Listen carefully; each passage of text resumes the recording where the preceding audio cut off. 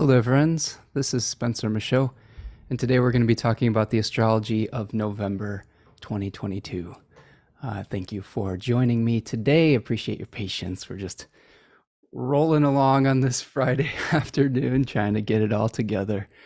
I hope that you're doing well out there. If you are joining me today, I see there's a few familiar faces out in the chat. Thank you for joining me, my friends. Let me know where you're stopping in from. It's always nice to see your faces and hear what's going on with you. Welcome to Jody from South Florida, Remco from the Netherlands. Thank you for your help, Remco, today. Thank you, Carol, for being here today. Lynn is here from Vermont. Hello, Lynn. Nice to see you. Raven is joining us from Kansas.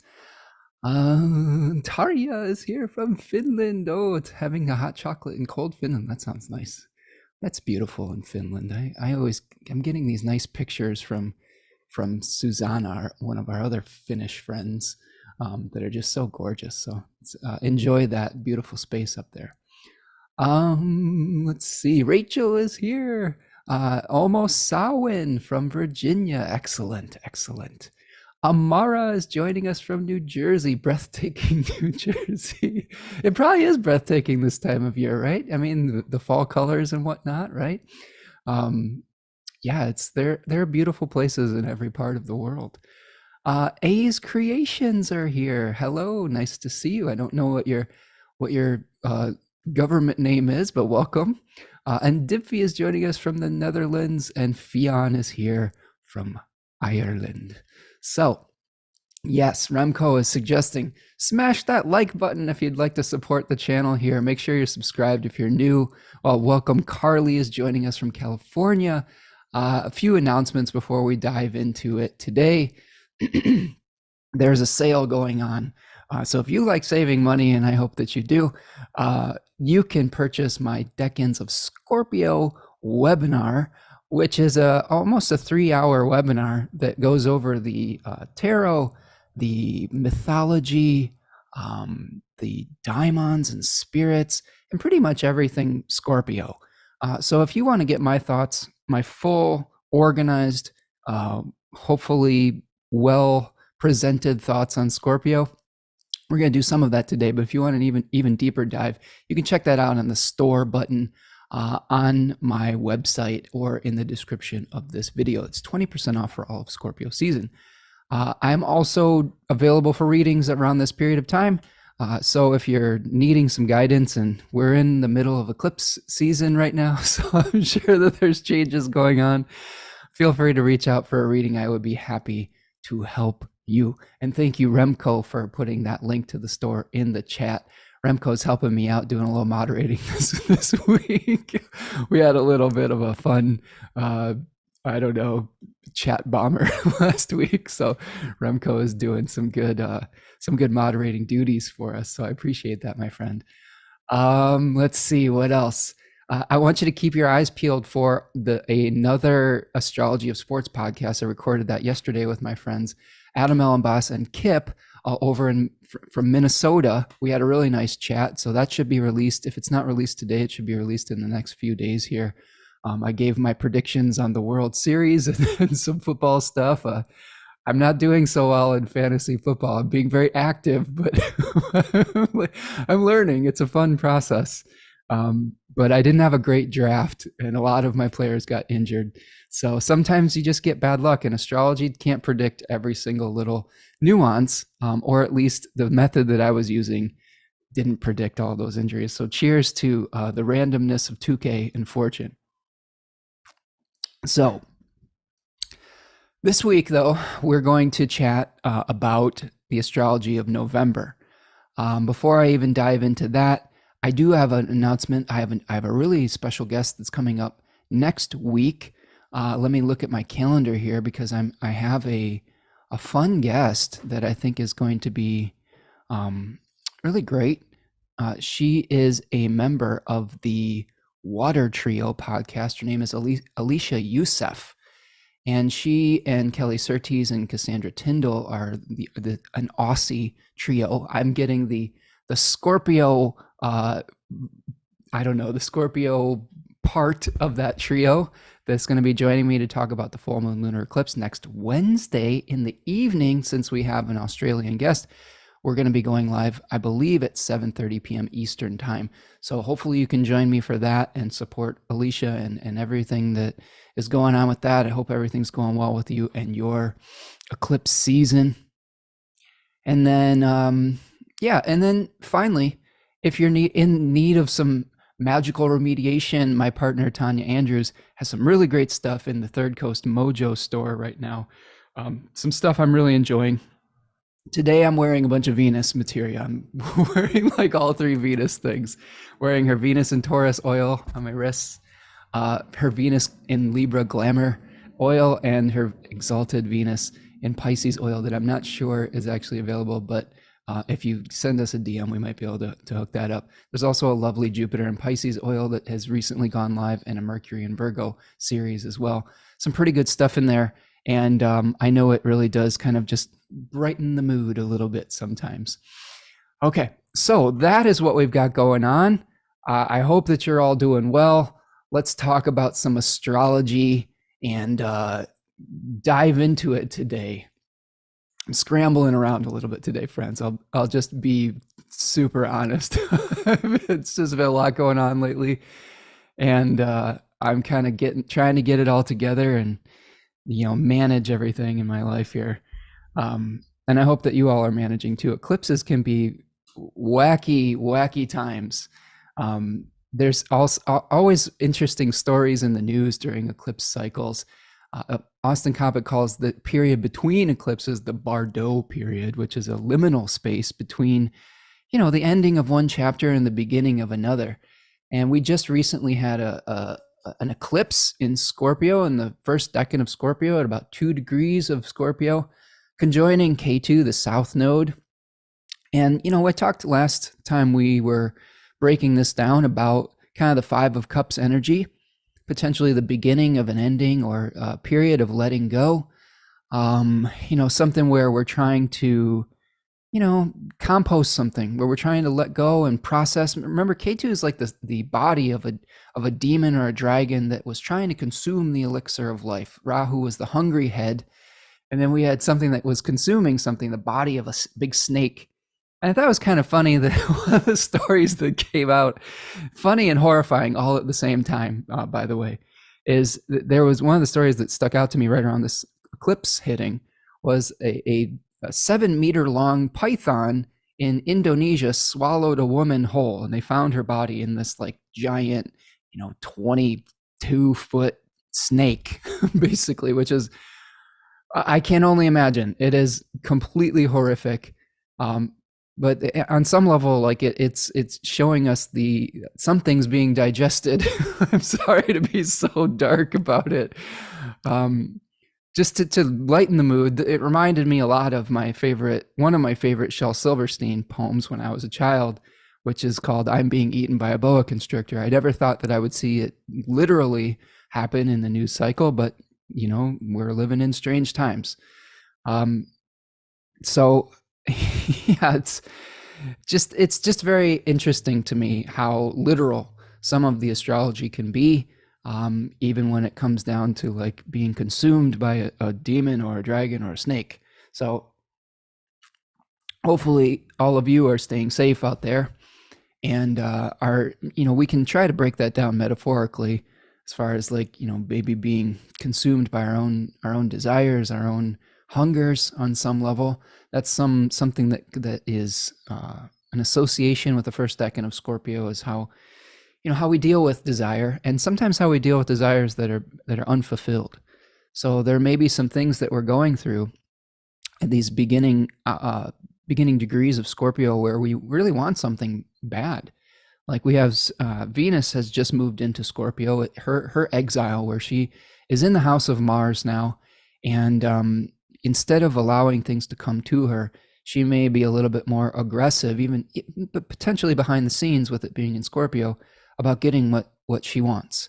Or in turn, we might be more aggressive about getting what we want instead of letting things come to us. And that can create some problems sometimes. It doesn't always mean that it's a bad thing. It just means that it's not the natural way that Venus would prefer to create abundance in her life. I'll just tell you a little brief story about this with me. So I took advantage of the recent Venus Cazimi,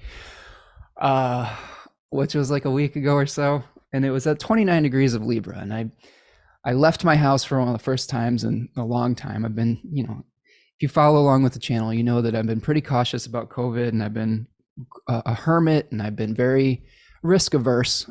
It's just, I'm not saying that's the right or the wrong path to take. It's just kind of my own path. I'm a 12th house sun, and I just have had a lot of challenges with, I don't know, dealing with the risk involved with whatever new reality we're dealing with.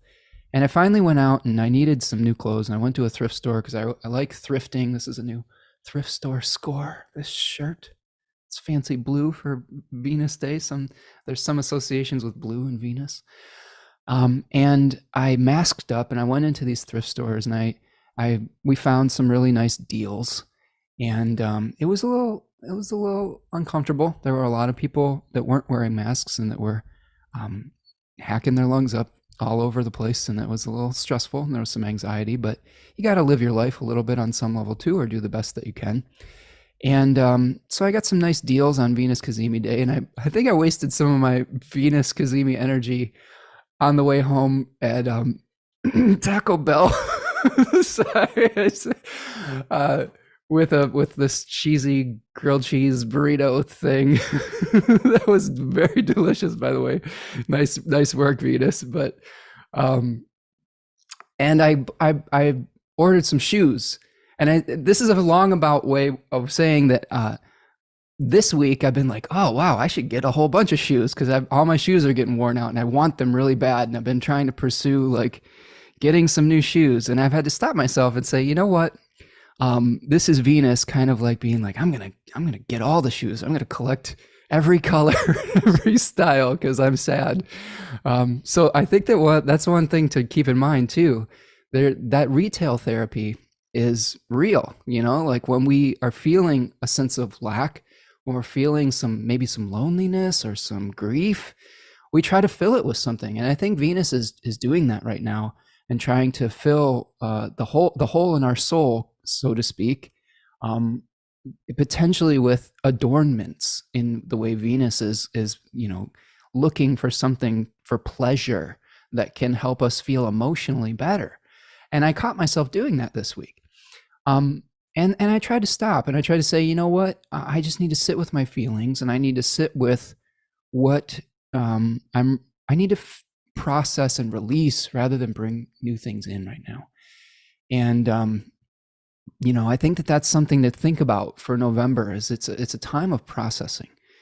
It's a time of release and compost. And I think for us to liberate the spiritual energy and enthusiasm, sometimes we have to release the old forms that aren't serving us anymore. And it's hard to do that if we're holding on to all our old stuff, or if we're like trying to overdo it on some level.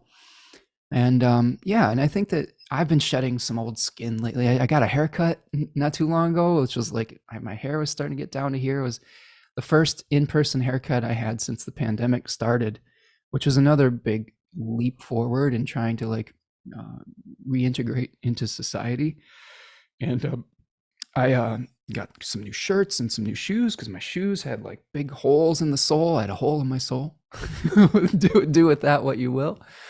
I think that, we do have to take care of ourselves. We do have to like have functional adornments in our life, but we want to make sure that what we're doing is, do we really need what we're bringing into our life? And in my case, the answer was yes. I was wearing threads, and but do you need 5 pairs of shoes, or do you need 1 or 2? That's a question to ask yourself during this period of time. If you're like me, and you have some earthy placements, I have 3 planets in Virgo in the 2nd house and a Taurus moon, so getting stuff is is pleasurable to me. So some things to meditate before we get into the nitty-gritty of November, because those were some of the things that were coming up in my meditations about the current astrology. We're going to be heading over the course of this month towards a full moon lunar eclipse that I think is actually fairly fortuitous compared to some other eclipses. Eclipses are always a little bit challenging. They're not normal new or full moons, but I actually kind of like some of the aspects beyond the square to Saturn. That might be the only bummer in that one, but I'll break that one down in full. I'm going to talk about Scorpio and a little bit of Sagittarius today. I'm going to talk about the lunations that we're going to go through. We've got some solar phases and a few ingresses, and we've got some out of bounds planets. As always, we have a hexagram that we'll look at, and we have an animal of the month, which is a surprising one, one that I have not received on this forecast channel at all. So we'll have a brand new animal, and I'll keep you in suspense, but maybe I'll reveal it at some point here. So let's kind of start diving into it. I'm looking through the comments here. All sorts of nice comments. People are excited about Alicia. Alicia, I'm not exactly sure which is the proper pronunciation of her name, so I apologize if I'm doing it incorrectly. Yes, we are dealing with Jupiter and Pisces today. Jupiter is retrograded back into Pisces as of today, and I believe Alicia has Jupiter and Pisces, people are saying, so that's cool. And Rachel says she enjoyed the last eclipse chat with LOD. Yeah, I did too. LOD is a really interesting character living off the grid in Newfoundland. So if you haven't caught that yet, make sure to catch the replay. We broke down the new moon solar eclipse in Scorpio. Okay, Remco is doing the yeoman's work today, posting all those links. Thank you, friend.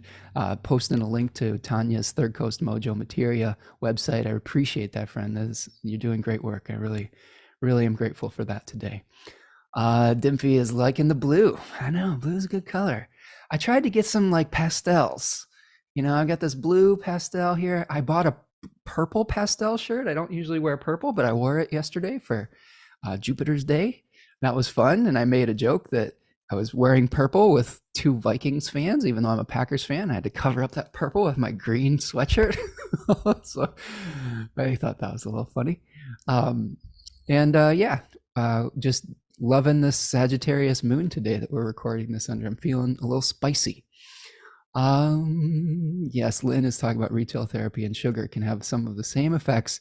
That's true, Lynn. And I am a person that has a real sensitivity to sugar. I have a lot of diabetes in my family, and sugar really is, I'm not saying I don't have a sweet tooth, but my body does not respond well to it. So I've had to cut out the sugar almost completely in my diet. And I do agree that getting whatever gives you that dopamine hit a little bit can be okay, but a lot can be it can be toxic either to your body or to your spirit or to whatever. So I think moderation is the thing I would preach with this. And in Scorpio season, sometimes it's difficult to practice moderation. I think there's an intensity of wanting to just a laser-like focus with Scorpio, a need to get what we want in maybe through the back channels, but don't underestimate your Scorpio friends in Scorpio season, because they know how to get what they want, whether it's direct like an Aries would or through, maybe the back channels. So we have to be careful about trying to get what we want by any means necessary during this season. Eilish, thank you so much for the super sticker. That's another way you can support the channel. There's a little $sign in the chat if you want to send me a super chat or a super sticker. I'm so grateful for everyone that supports me in that way. And so you can also support me through buymeacoffee.com. There is a link to that in the description of this video. I am so grateful every time one of those pops up in my feed. Helps me turn the lights on. You probably bought me an old used thrift store shirt recently, or a pair of shoes, but mostly I use that money to just pay bills and to add to my research library so that I can continue to do research and add to the conversation of the astrological conversation, and add to the ability to preserve this knowledge against the ravages of time. I'll show you one book that I bought recently that I'm really liking. If you'll excuse me for just a second.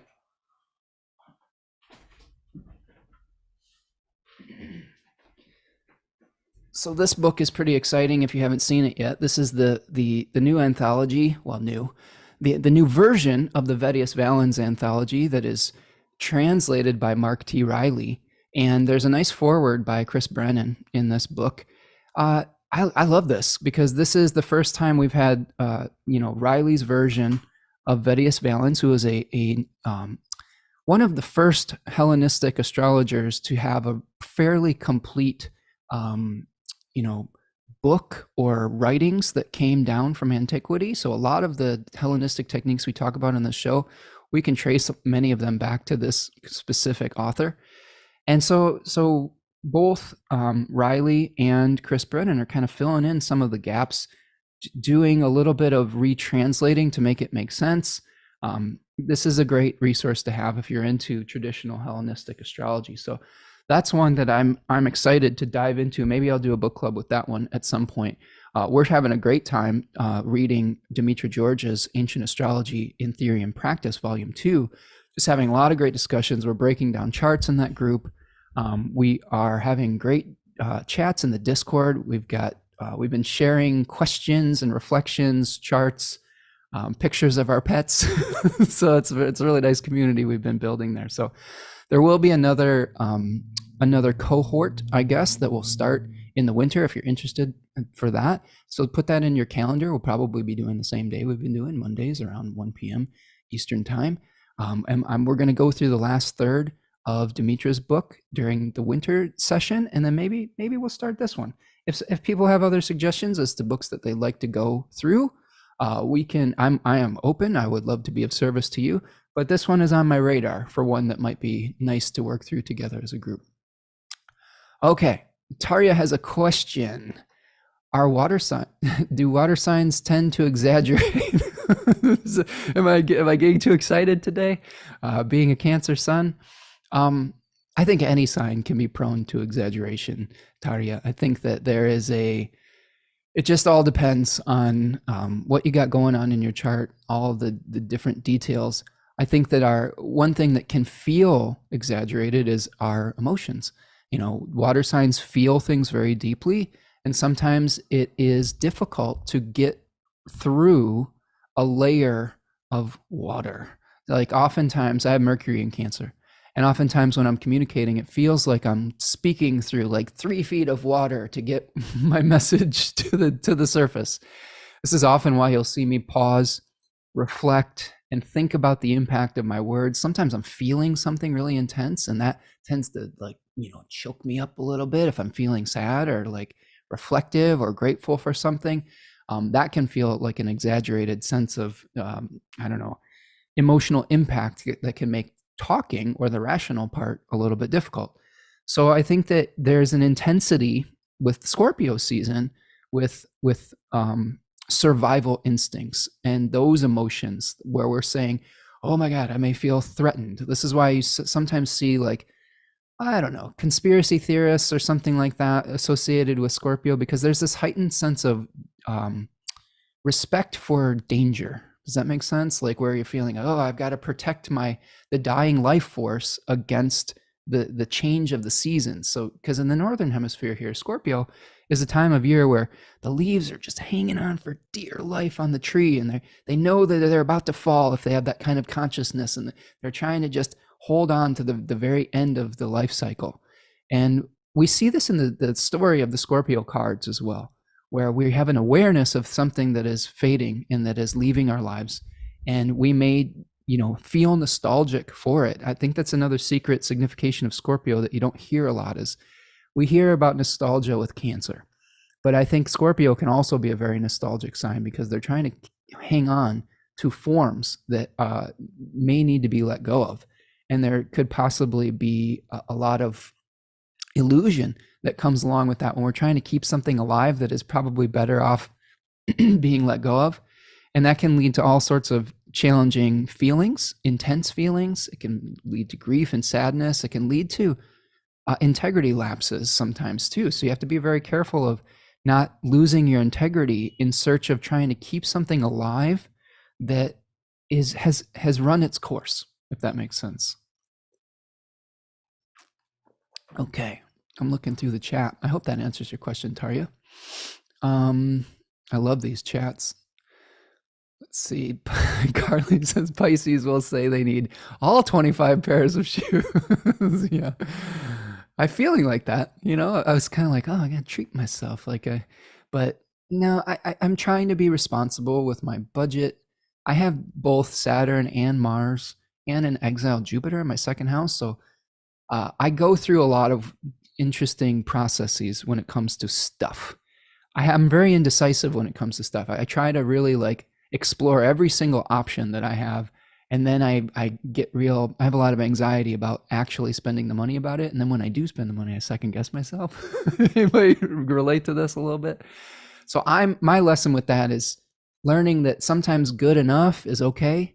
It doesn't have to be perfect. And sometimes you only need one or two of something that will be to make it functional. Okay.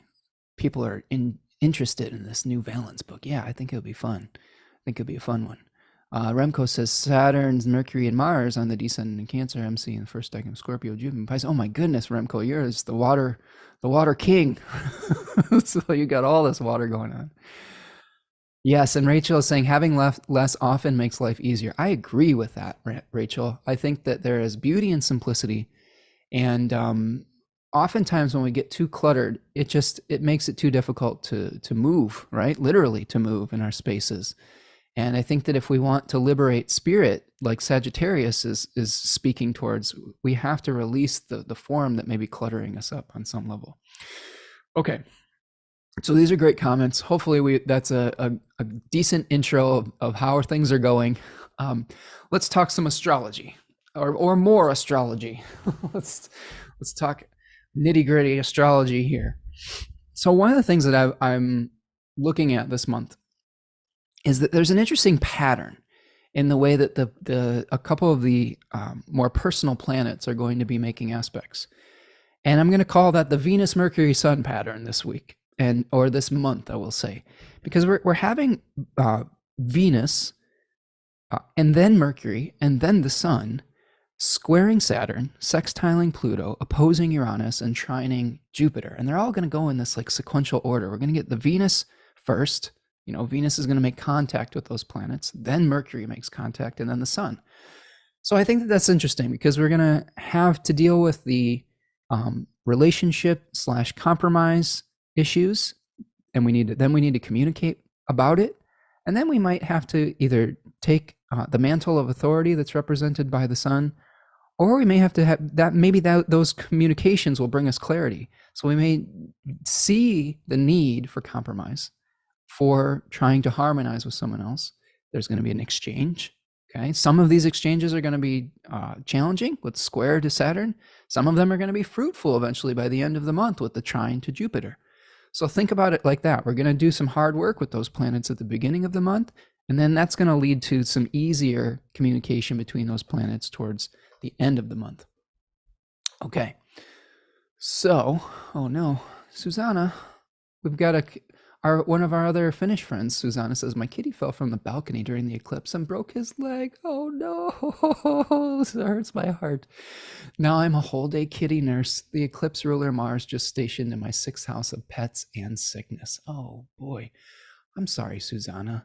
That's tough. Having a fur friend be injured or have any sort of challenges is always difficult, especially with our sensitive Cancerian hearts. Am I right?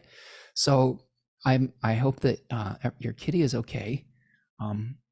Yeah, it's you've got an interesting house there with all those like rafters, and I'm sure it's a paradise for these cats, but yes, maybe that kitty got a little too ambitious. I wonder what their chart looks like. But I wish your kitty healing, and I wish them well, and I hope that you are able to have good endurance and patience and weather the storm. Okay. Let's see. Dimphy's saying, I'm noticing hanging in as well, collecting beautiful colored leaves and drying them in newspapers. As an excuse, I use Venus's beauty. As an excuse, I use Venus's beauty and creativity. Yeah, I mean, there is beauty in the decay around this. And we'll talk about that when we get to the Scorpio decans. Okay, yes. Thoughts and prayers for Susanna's kitty. Who is cute, by the way. Susanna gets these cats with these giant ears, like these Adam Driver looking cats. Like, I think that's who that is. You know, the guy from Star Wars, the Kylo Ren dude. Is that his name? Adam Driver. Like, they all look like him. Okay, so we've got that Venus, Mercury, Sun pattern that's going to play out throughout the entire month. We have a number of lunations. Let's start with the lunations. If we go big picture, and then we'll get granular. We've got a first quarter moon on the 1st of November at 8 degrees of Aquarius. We've got a full moon lunar eclipse on the 8th at 16 degrees of Taurus, and that's conjoined Uranus. We'll also have a Mercury cazimi that day, so that'll be interesting. We'll break that one down in depth. We have a last quarter moon on the 16th at 24 degrees of Leo, so, you know, those two signs generally have some challenges with one another, Leo and Scorpio. Really important not to let your pride get the better of you around that period of time.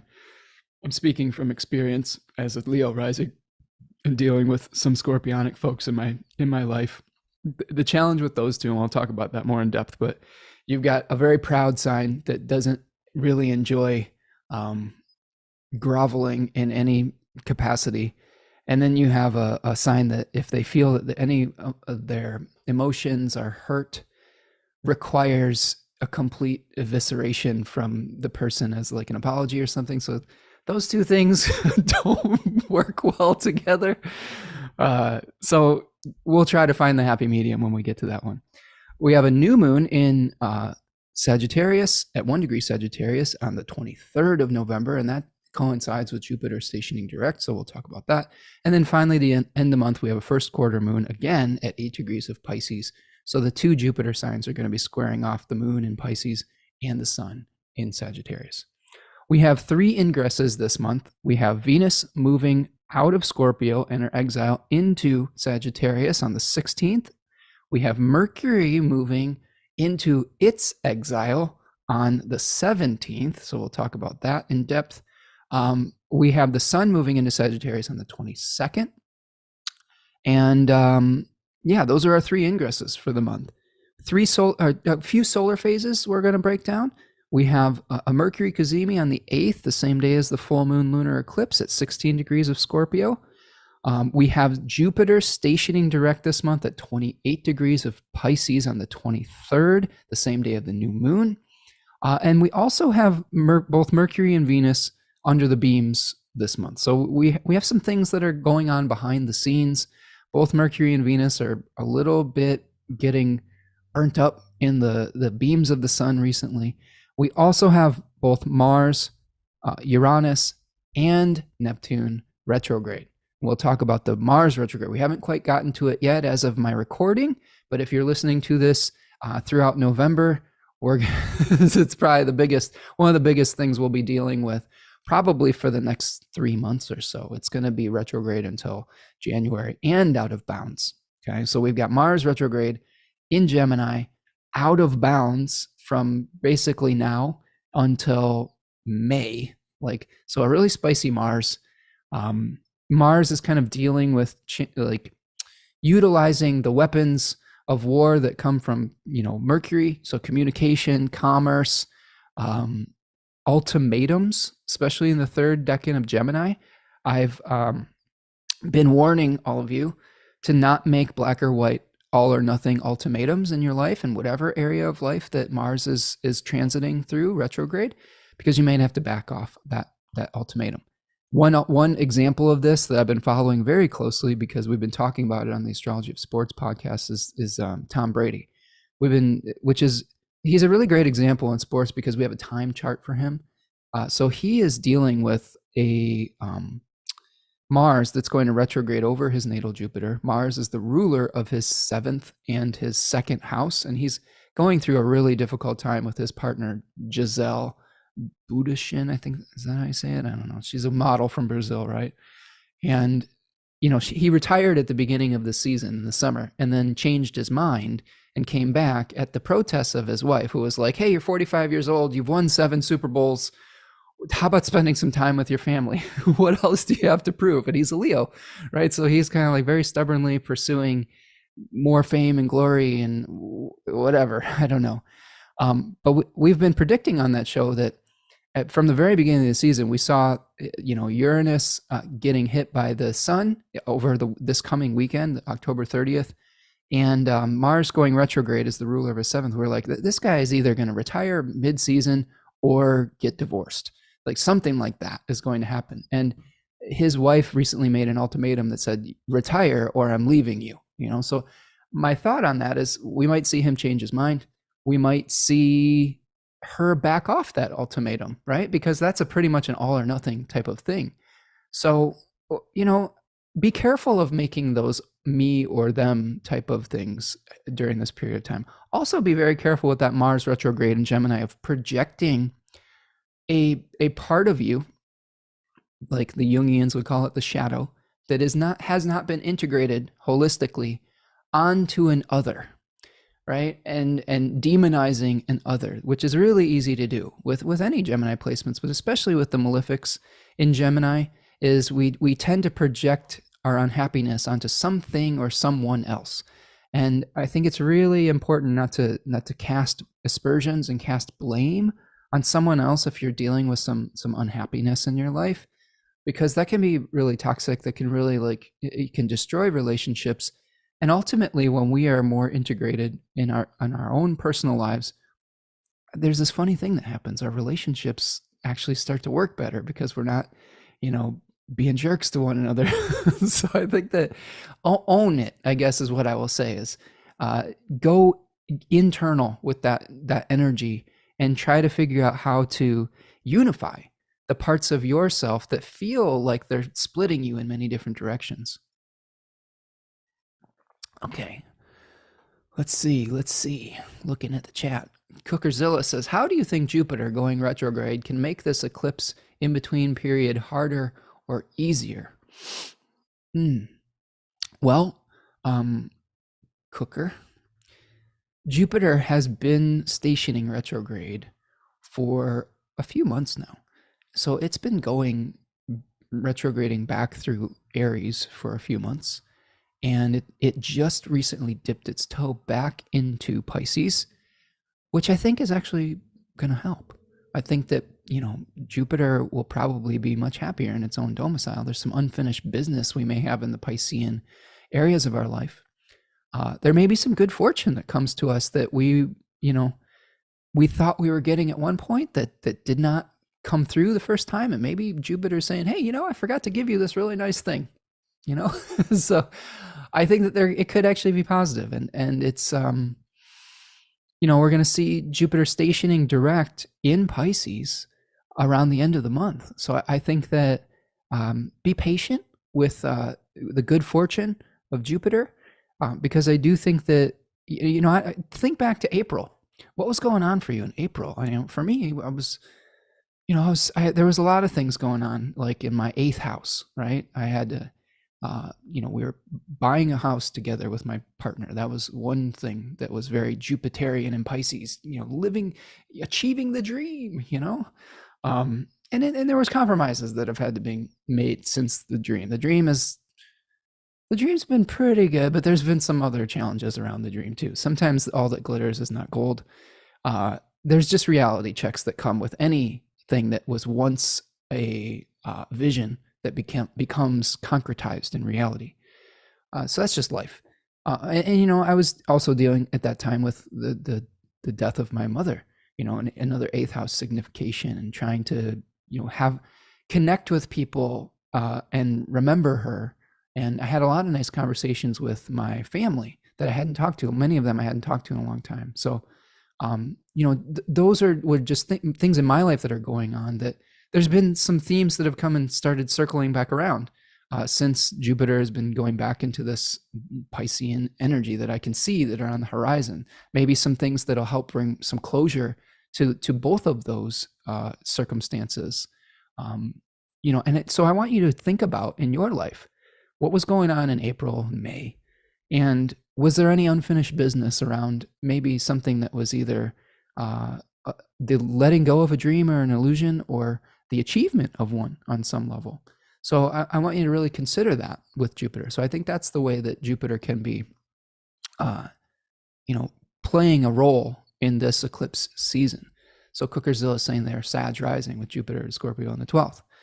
So with Sag rising, that would put Jupiter in your what? Where's Pisces in the Sag rising chart? Come on, brain. It's 4th house, right? So maybe there would be something going on with your domestic situation that was changing around the early part of this year. And now there's some loose ends that need to be tied up around that, maybe with parents, maybe with where you live, maybe with your sense of self and security. So all of those things can be part of your journey. Hope that answers your question there, my friend. Okay. So back to the astrology of the month. These are all great questions. I don't mind these digressions at all. I love talking with all of you. That's why I come on live, so we can have a nice conversation. The other things that I just, in my big picture things here, is we've got, of course, Mars is retrograde and out of bounds. We've got the moon starting the month off out of bounds on the 1st. We also have an out of bounds moon from the 9th of November to the 14th. It usually is about between 3 to 4 days of out of bounds, the moon is. Mercury goes out of bounds from the 23rd, around the same time Jupiter stations direct, and we have our new moon until the winter solstice on the 21st of December. So be very careful, especially with Mercury in its exile, of just popping off and saying whatever comes into your brain or your mouth. Think about the impact it might have on other people, because Mercury out of bounds is probably not playing by the rules. So there could be some communications that are really like unusual. The thing that's popping into my mind right now is Twitter and the takeover of Elon Musk buying and taking over Twitter recently, and just how the changes that he makes might make our communications really challenging towards the end of the month. I'm a little nervous about that, because I do think that it is important to have freedom of speech and things like that, but I also feel like there should be some limits on whether people can, whether it's really freedom of speech to spread hate speech. I think that we should have some limits and boundaries as to how we treat other people. And I don't think we should be allowed to say whatever we want to rile people up to be horrible to one another. And I'm a little bit nervous about how things are going with Twitter, and some things that Elon Musk has said in the past about how we should be able to say whatever we want, and everyone's feelings be damned. And I don't agree with that. So hopefully there's some safeguards that are put into place so that we're not spreading disinformation or hate speech or things of that nature. Okay. Finally, we have an out of bounds moon from the 24th to the 28th. And then one last thing that is kind of interesting. We have another Hellenistic void of course moon this month, which is sort of rare. It usually only happens once every year or 2 years or so. But we have two back-to-back in back-to-back months. So from the 25th of November to the 27th, between 28 degrees Sagittarius and 28 degrees Capricorn, the moon will be void of course by the Hellenistic definition, which means it's not making any contacts to the 7 visible planets for 30 degrees across sign boundaries. And that can be a time where things just may not work out the way you're planning. It's a great time for rest. It's a great time for cleaning out your house. So keep in mind that period of time post Thanksgiving, like it makes sense, right? You just stuffed yourself with a huge meal, and you're like, oh, maybe I'll just sit around for a couple days, and and just be careful of your Black Friday shopping, because it might not turn out the way that you were anticipating. I think I might have a Black Friday sale of my own that might be coming. Just tease that a little bit, but I'll wait to launch that. Okay. So those are the big picture things that we're dealing with the month. Let's start taking a look at the astrology chart. What do you say, friends? This is a good opportunity to say, If you are new here, please subscribe to the channel. Please do me a favor, hit the like button.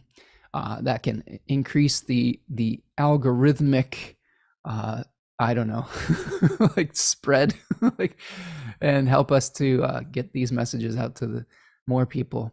It's a great way to support what I'm doing here. And if you want to do a super chat or a super sticker, I'm always grateful for those as well. Janet is saying, Janet Goodspeed is here. I'm wearing Janet's awesome talisman. I have a Saturn talisman from Janet. I'll show you all. She makes awesome stuff. And we had a nice exchange recently. You can see this. This is a nice Saturn talisman. I like the little things on there. I've been feeling, how has it been making me feel? More just like I just need to, it isn't letting me get away with goofing off. Like a very Saturnian. It's like, all right, you got to get this done. All right, do it, you know? And it's harder for me to fall prey to distractions, which I think is a good thing. I think that I needed that, so I'm grateful for it. So really good stuff. Janet says, Jupiter returning back into Pisces trines my ascendant, and I'm going to really try and enjoy it and maximize my enjoyment. Also, one more chance to make Jupiter and Pisces talismans or materia. Yeah, good point. Oh man, that would be a nice talisman. Maybe let's stay in touch, Janet. I don't know if you need any more material. But yeah, having a juicy Jupiter and Pisces talisman would be sweet too. So I really am loving this Saturn one. So yeah, let's talk. Okay, let's open up the chart here and take a look day by day. All right, friends. I'm just going to get a little snackety-doo before I go into it here so my blood sugar stays up. I have these little protein shakes that I've been drinking. I don't know if you can hear in my nice little ASMR microphone. There you go. You just had a drink of protein shake with me. Sorry. I love these Sagittarius moons. It's fun. It's kind of there's just an optimism to this moon that I think is really nice, and a little bit of a satirical bent to it, where you're just kind of, it's easy to laugh at yourself when the moon's in Sagittarius, I think. So we're looking at November 1st, 2022 here. And the first thing that we see on November 1st is we are starting out the month with a first quarter moon. So I'm going to make it exact here. So here's the first quarter moon at about 8 degrees of Scorpio and Aquarius, respectively. The moon is in Aquarius, hanging out with Saturn. And we're dealing with the final day or so of the sun being in the first decan of Scorpio. And remember, we talked about that as being related to the Five of Cups, where we are becoming aware of our desires. Some may be healthy, some may not be, where we may be ritualizing our mourning and letting go of a form that no longer serves us. The eclipse is helping with this.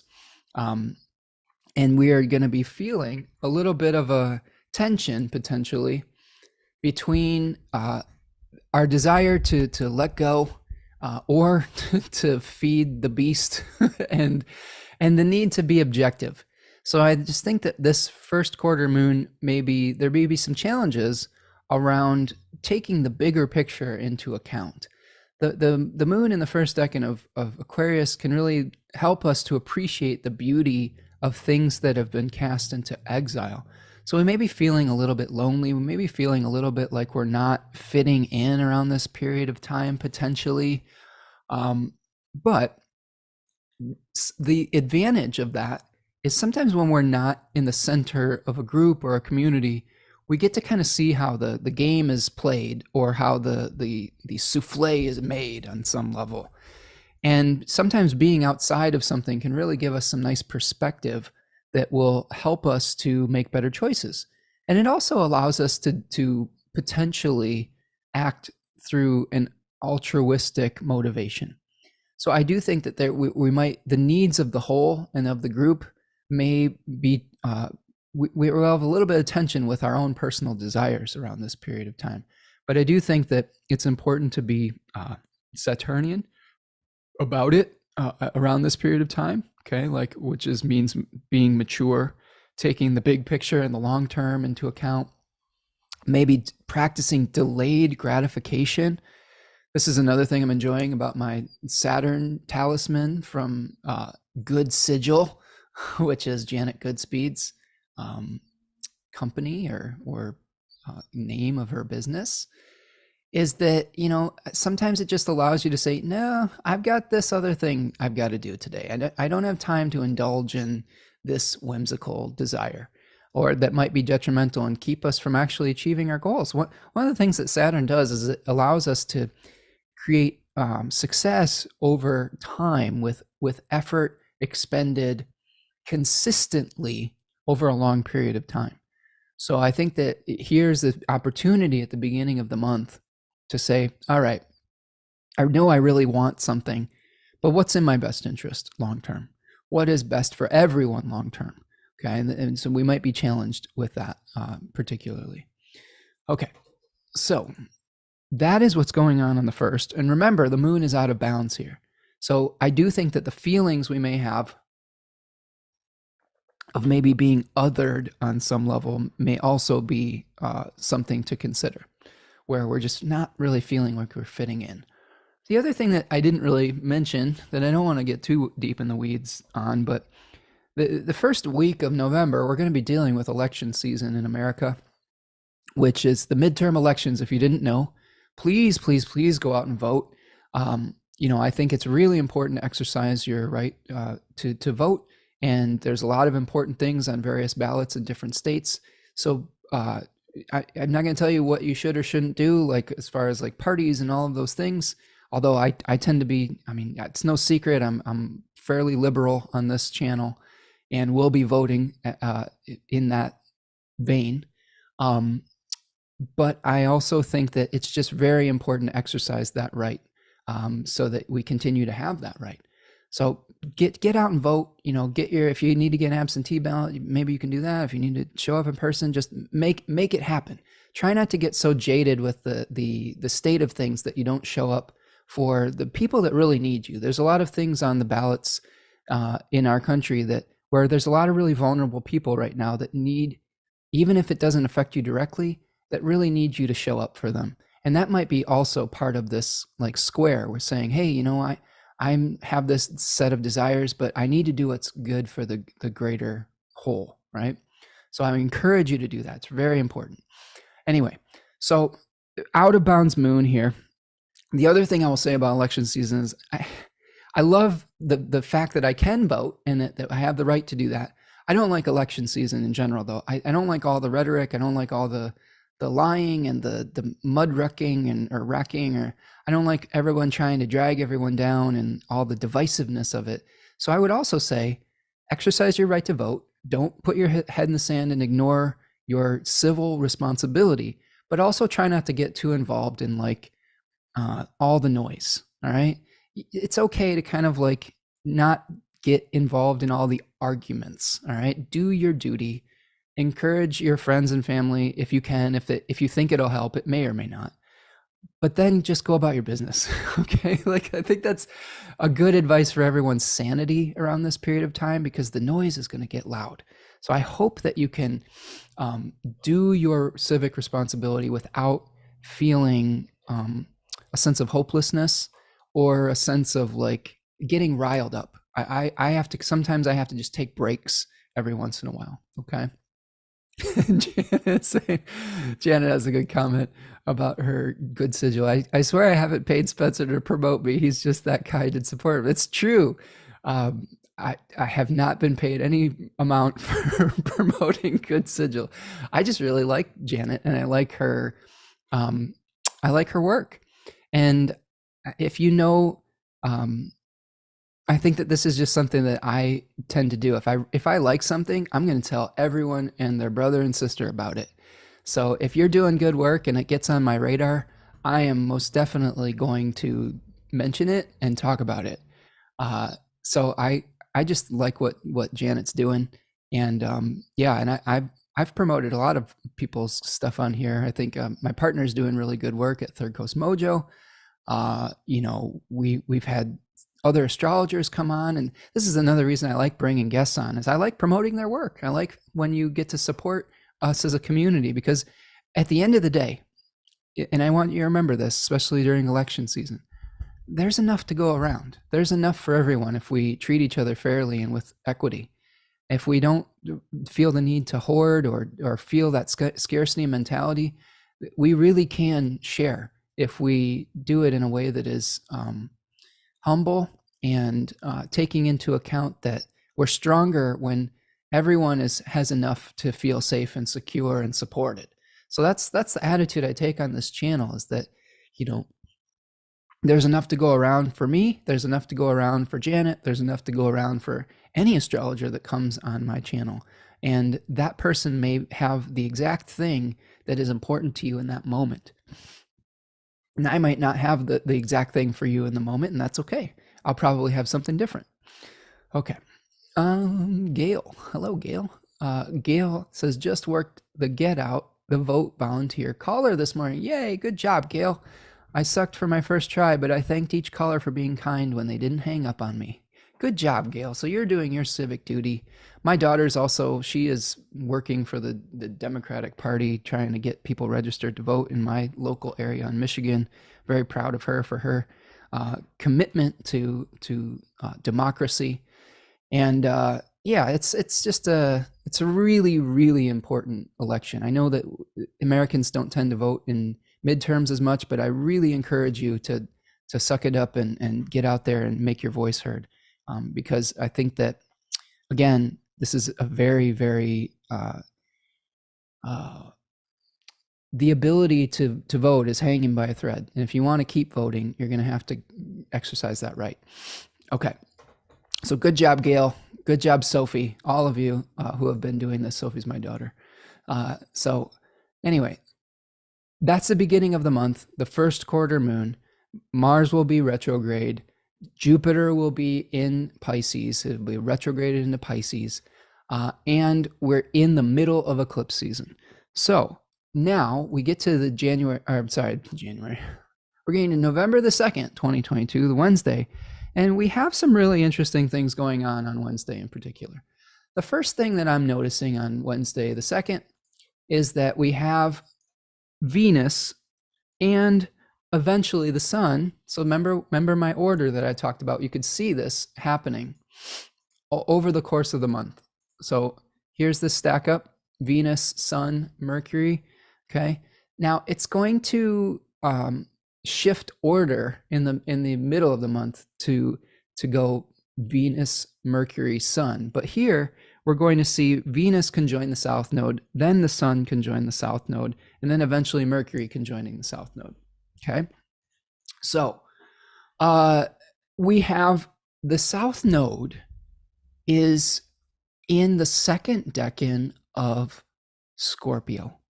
So let's talk about that first before we get into more of the nitty-gritty details of all the aspects that are happening, because on this day, November 2nd, we will also see the sun dip into that decan, and it is a different vibe than the first decan of Scorpio. So I'm going to stop my share for just a second, and then we'll take a look at it. We've already talked at length about this card, the Five of Cups. And again, you can see a deep dive of that in my Decans of Scorpio webinar that's on sale for 20% off right now on the store. Elodie and I talked about it quite a bit. I talked about this in my Astrology of October, if you want to go back and do a deep dive on that. The gist with this one: hunger, desire, some of them unfulfilled, awareness of things that we've lost, grieving, ritualized mourning, recognizing that the life force is dying and trying to defend it on some level. Okay. Now we get to the Six of Cups. This is pretty interesting. This is quite a different shift, isn't it? We have a very sad card with the Five of Cups, although the key with the Five of Cups is really gratitude. It's mourning your losses, but then maybe turning to see the two cups that are still standing. This card shows an exchange like a gift of some sort, potentially between children. It's a scene of innocence.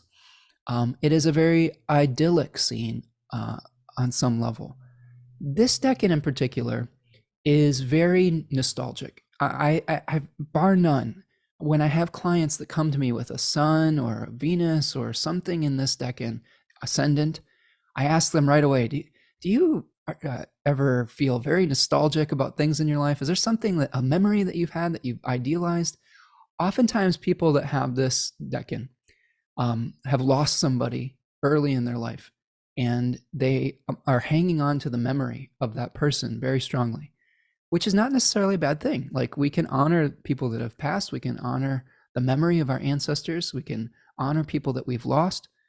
And oftentimes the other thing that comes with this card, due to the description that Austin Coppock gives it as mutual distillation, right, is this kind of getting back together with like an ex or something like that, to learn something and to be very emotionally bonded and merged.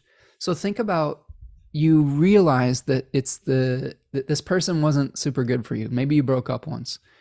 And then you go and you have this very nostalgic feeling of the good times, and you've been apart enough to have the bad times fade from your memory a little bit. And you decide, man, well, let's give it another go. And you get back together, but it's temporary. And you get back together because you had some unfinished business, and you were trying to squeeze every last ounce of knowledge out of that relationship. And you come together, but eventually you split again. And I think that this is something that happens quite a bit during the sun's time in Scorpio too, is that we come together with people for short periods of time to really, really get deeply bonded, to learn something, but then eventually to discard it. So be very careful about things that come back into your life, especially with Mars retrograde ruling the sun. There might be things that return that you need to learn something from, but it may not be permanent, okay? This is something where we also can idealize the past quite a bit. So be careful of that. There's a spirit, T. Susan Chang calls this card the golden hour. So it's a solar decan, right? So we may be seeing things in this golden light as the very last hours of the day before the darkness. So there is this magic to it. There is this beauty to it. Okay, we can appreciate the setting sun and how it illuminates everything with this very beautiful golden color. But we're not going out and sunbathing. Do you know what I'm saying? Like, we're not like going out, half naked in the backyard when the sun's going down, expecting it to keep us warm throughout the night hours. Does that make sense? So appreciate it, but don't get attached to it. I think that this is the practice of detachment is really important in Scorpio season in general. So circuits of exchange is something Susan Chang talks about a lot. So there may be something that we're trying to learn from one another. Now, this is the key. Let's go back to the chart. I think it's really important to point this out. What is the point that is most big picture right now, okay, in this chart? To me, it's the south node. That's the one that is sitting there the longest, right? Like the sun and Mercury and Venus are going to be hanging out there temporarily, okay? But the south node is a more life-changing type of point in the chart right now.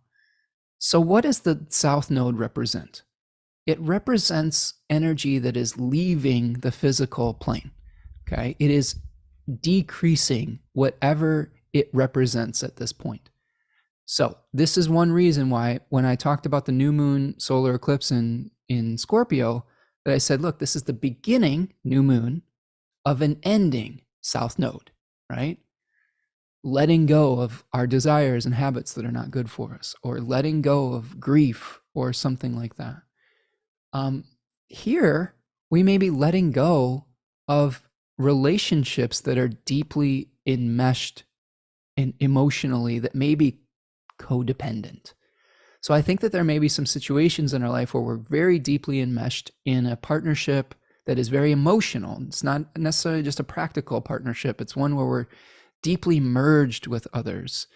And the South Node is saying, how can you distill what you need to learn from that deeply enmeshed emotional relationship, but then to increase your independence and personal sovereignty, your ability to take care of yourself, right? So there may be a situation where you learn that, you get together with someone and you realize that you're, some part of your life is very deeply enmeshed and that you're too codependent on someone. This decan is also associated with the birth of twins. The daimon is Leto, who is the mother of Apollo and Artemis, the sun and the moon. There's another interesting myth around this decan that I think is very important, and it has to do with Leto being pursued by a great python, right? We saw the python consuming a woman. Maybe it was Leto, I don't know. But in that story, Leto was cast out into exile and was given no rest while she was pregnant because she was a paramour of Zeus. So Zeus cheated on Hera with Leto, and Hera's wrath is not fun. Hera wants to punish anybody that does anything with her man, basically. So she wouldn't allow anybody to take care of Leto. So she was wandering, and eventually she found some respite on an island that used to be her sister. Like, her sister flung herself off of a cliff after being pursued, I believe, by Zeus, and turned herself into like a rock or an island, and she gave a sanctuary to Leto. So I often have clients that have siblings that provide sanctuary for them with this decan. But I think that there may be a reduction in our dependence on those people that provide this safe space for us on some level. So again, Taurus too is increasing our ability to be generous, magnanimous, to have security and stability. There's a lot of stability in that Taurus decan. So to do that, though, you may have to find your own internal resources. So learn what you can from the relationships that are deeply bonded, and then one by one, areas of your life, we're going to get Venus, the sun, and Mercury. Learn to let go of some of those things. Learn to let go of some of those codependent relationships that could possibly be toxic, because as our good friend Austin Coppock points out, we can distill good things from one another, but we can also distill poisons from one another, right? Think of this as a relationship where you just can't kick an addiction because you've got somebody in your family or your partner is like, let's go out and party, let's go out and have a drink, let's go have a smoke. There's somebody that's keeping you in that cycle of desire and decay. And it may be time to let go of some of that so that you can move forward with your life. All right. So that's kind of Scorpio 2 in a nutshell. So let's kind of talk about what's going to be happening as that is going on. Venus is going to be hitting this on November the 2nd. And this is near a fixed star called Alphecca. So Alphecca is the fixed star that's associated with Ariadne. And Ariadne was this princess who helped the hero Theseus escape from the maze of the Minotaur. So she helped lead him out of the maze. She then became his temporary consort, and then was subsequently abandoned on an island and then rescued by Dionysus to become his wife. So there's themes with Alphecca of assisting someone, of being gifted with status, having it taken away, and then maybe having something better or more appropriate or more eternal replacing it. So they talk about the crown of thorns with Ariadne as well. Also, Ariadne is in a constellation that is related to a crown that Aphrodite gave to Ariadne in her wedding to, I believe, in her wedding to Dionysus. So, think about maybe you see an increase in your status, or maybe you have a decrease in your attachment to your status that is based on your relationship with somebody else. Now we're really integrating all of these things here, because we're taking the South Node and we're saying, all right, it's time to process this. It's time to be the body of the snake that's digesting something, right? Hopefully not a person, but like an old idea, right? And we're taking like Venus, where we're maybe attached to this social status. And this is actually coming up in the hexagram that we're going to get. The hexagram, just a preview of that, is warning us not to be so attached to our social position that we aren't willing to help people in need. Okay, so try not to get too high on your horse and that you can't help your community, right? So Venus is going to hit the south node. What I would say, as Venus hits this on the 2nd, is take a look at the Taurus area of your chart and take a look at the other Venus ruled area of your chart, Libra. So through the Scorpio area or topic, you will probably also see something either coming to you from the past or a need to release something in the Taurus or Libra area of your life as well. Okay, more likely the Taurus area because it's witnessing that house and it's in aversion to the Libra area, if that makes sense. Okay. All right. So that's what's going on the 2nd. Now, when we get to the 5th, so this might be the first phase of this might be a relationship issue. When we get to November the 5th, now the sun makes its conjunction to the south node. So you may have, after you've had the relationship awareness and the Taurus, Libra, Scorpio relationship awareness, the sun is going to say, all right, maybe there is some authority that you've given power to that you need to release as well. Maybe you've given your authority to someone else in a relationship that you need to process and take back. Maybe there is an awareness of how your desires are bound with somebody else.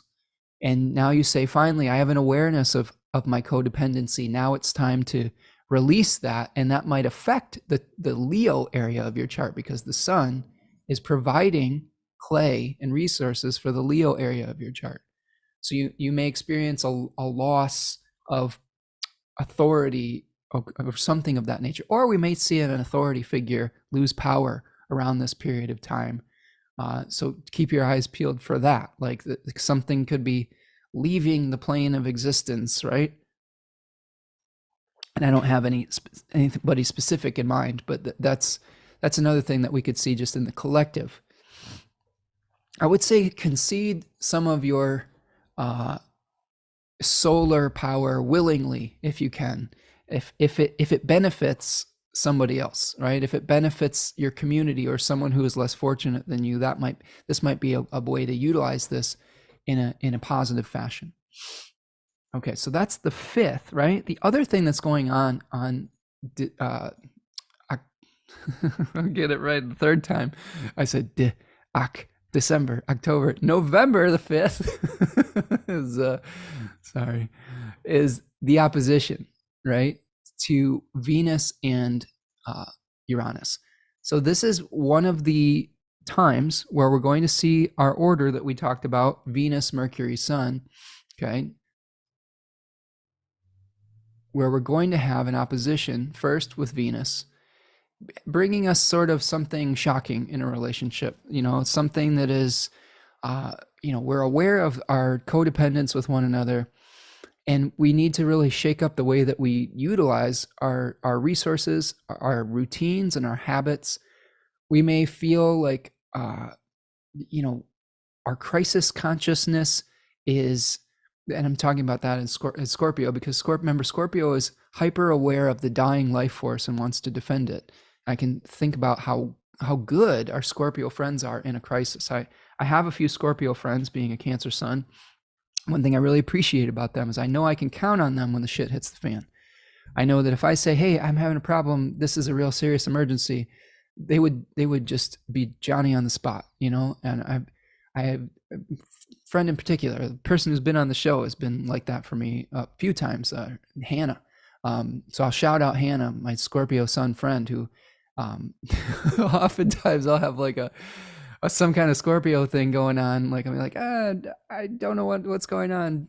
Can you show up for this? And Hannah's been a guest at the very last minute a few times for Scorpionic stuff. So I really appreciate their ability to keep a cool, calm, collected head during those types of experiences. So you may have a person like that in your life that is a scorpionic friend, and you can appreciate that part about them. So your ability to manage a crisis may be tested by shakeups in your material stability and your material reality. So I think that with this opposition between Venus and Uranus, we may be seeing some kind of shakeup due to a material reality that might thrust us into that like fight or flight kind of instinct. So be careful of that throughout these first few days of November. Like, especially with election season, they are trying. The people, the powers that be on both sides of the equation are trying to get everyone riled up for their own specific agendas. Some of that is real, some of it isn't, okay? But try not to get your fight or flight instincts engaged all the time. Get riled up enough to go vote, and then calm down. Does that make sense? You know, because it's a stressful period. I mean, the last few elections and even the last few like transitions of power have been like, whoa, are we going to still have a democracy when this is over? And it's strange. So just recognize that we're going to be going through that kind of heightened sense of awareness. Susanna says, my best friends are Scorpio suns. I'm going to visit them the 5th of November. Okay, well, you'll have a really unique time with Venus making an opposition to Uranus. I would save some room for the unexpected on your trip, Susanna. Give yourself some extra travel time. Go with the flow a little bit. Try not to get too fixated or rigid about what you expect to happen.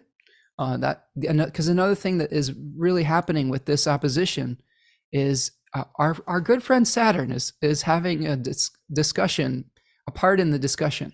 So you can see that these planets are all T-squaring Saturn in Aquarius. So we've got a lot of desires. We've got a lot of crisis energy. We've got a lot of like paranoia that's floating around right now. We've got a lot of like defending a dying form, and that is overpowering potentially our ability to do what is good for the whole. But Saturn is trying to maintain, it's trying to keep everything together. Saturn is saying, oh geez, let's be an adult. Saturn's trying to be the adult in the room, but it's pulling us in a lot of different directions. So especially our Leo friends might be feeling this quite a bit right now. So just try to lean on Saturn's objectivity around this period of time to get you through these oppositions. All right. So that is the 5th. When we get to the 6th, Mercury takes its turn conjoining the South Node. So you could see that it's going in the order we talked about in the beginning of the month.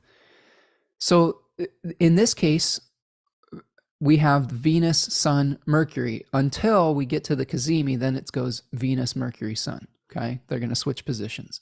So in this case, we've got the need for an awareness of our desires, a need for harmony, maybe challenging. It may be challenging finding the balance point because Venus is in its exile. Then we go through the awareness of something, and then we communicate about it. So there may be something on the 6th where we're having to have some difficult conversations. We may also be experiencing a power outage or a loss in the Gemini and Virgo topics of our life or areas of our life. This is just a random Virgo rising chart. So someone maybe who has Virgo rising may be experiencing some challenges with their job or the way that they express themselves publicly and their sense of self that are coming through 3rd house issues of maybe of learning, of your everyday experience, of short travel or messages. Siblings potentially could be affecting that. So you always have to connect the 3 topics or 2 topics that you're going to see where the planet is, where it's taking the action, the verb, and the subjects and the nouns that it's working with, the clay that it's working with, the 2 signs or the 1 that it rules. Always important to keep that in mind. And then you can see any aspects that maybe have trying to assert themselves in the conversation. Okay. So as we move forward to the 7th of November, on the 7th of November, we have a square between Venus and Saturn. So here's where we begin a process where one planet is going to make an aspect, and then all three of them are going to make an aspect shortly afterwards. So I want you to think about these planets traveling together. Okay. So what are we going to get on the 7th when we have Venus squaring Saturn? Well, Venus is in the overcoming position. That means that Venus has the upper hand on Saturn. To me, this could be that our desires, our codependency, our mutually distilled relationships, our nostalgia, our attachment to old forms are more powerful than our ability to see the bigger picture. And that can lead to some very, very difficult experiences. There may be some real conflicts that come up between what is fair, what is mature, and what you may desire in the moment. Remember, Venus is in her exile in Mars's house. Mars is not functioning the way that it normally would right now. It's retrograde. It is out of bounds. It is in aversion to Venus. So it's not able to provide resources to Venus. So Venus is just like, I want this and I don't care. And I'm going to make an ultimatum about like, I want this from you and you're going to give it to me or I'm going to do this. So I would avoid that during this period of time. And I would try to figure out what is good for everyone and how your desires can fit in a win-win situation. I'm just thinking about this in my own life. There's a situation potentially coming where parts of my family want a certain outcome and think that one outcome would be fair and are very paranoid about the potential for another family member to be unfair. And this hasn't transpired yet, but I can see the writing on the wall. And I hope that I feel like maybe my role might be to say, let's figure out what the win-win is for everyone. And I think that you may be experiencing that in some area of your life where you're going to be really challenged to find out what the win-win is and try not to fall prey to forcing your desires. I think that Venus in Scorpio can be ruthless in the pursuit of a desire. So I would also encourage you to maintain your integrity so that you don't run into the Saturnian brick wall of consequences. So this may be a time where you're really seeing the consequences of your desires at this point. Okay. So that is the 7th with Venus squaring Saturn. This is all leading up to a full moon lunar eclipse. So all of the things I've been discussing leading up to this, all of the south node letting go, with the planets each one by one going over the south node, with Venus making the square to Saturn, with the first quarter moon, all of this is our lead up to a full moon lunar eclipse in Taurus. So let's take a look at this. And again, I'll have Alicia Youssef. Alicia Youssef. I don't know exactly how she pronounces her name, and I apologize in advance. I'll just say it both ways. We're going to have her on to talk about this. She is a Scorpio sun, and I believe has some pretty good thoughts on eclipses. So that should be good. That's going to be next Wednesday at 7:30 p.m. Eastern time. Now, one thing that I would say is that we have, again, our good friend Saturn is in the conversation. So this is a look at the eclipse on November 8th, Tuesday. This is happening at about 6 o'clock in the morning Eastern time. And there's a few things that are standing out to me in particular. So first we've got a T-square between these fixed signs. So I think it's very easy to get entrenched in a certain position. Fixed signs tend to want to resist change. So you might be resisting change at a time where change is inevitable. Okay, there's things that are happening right now that are bigger than your desires or your ability to stem the tidal wave, right?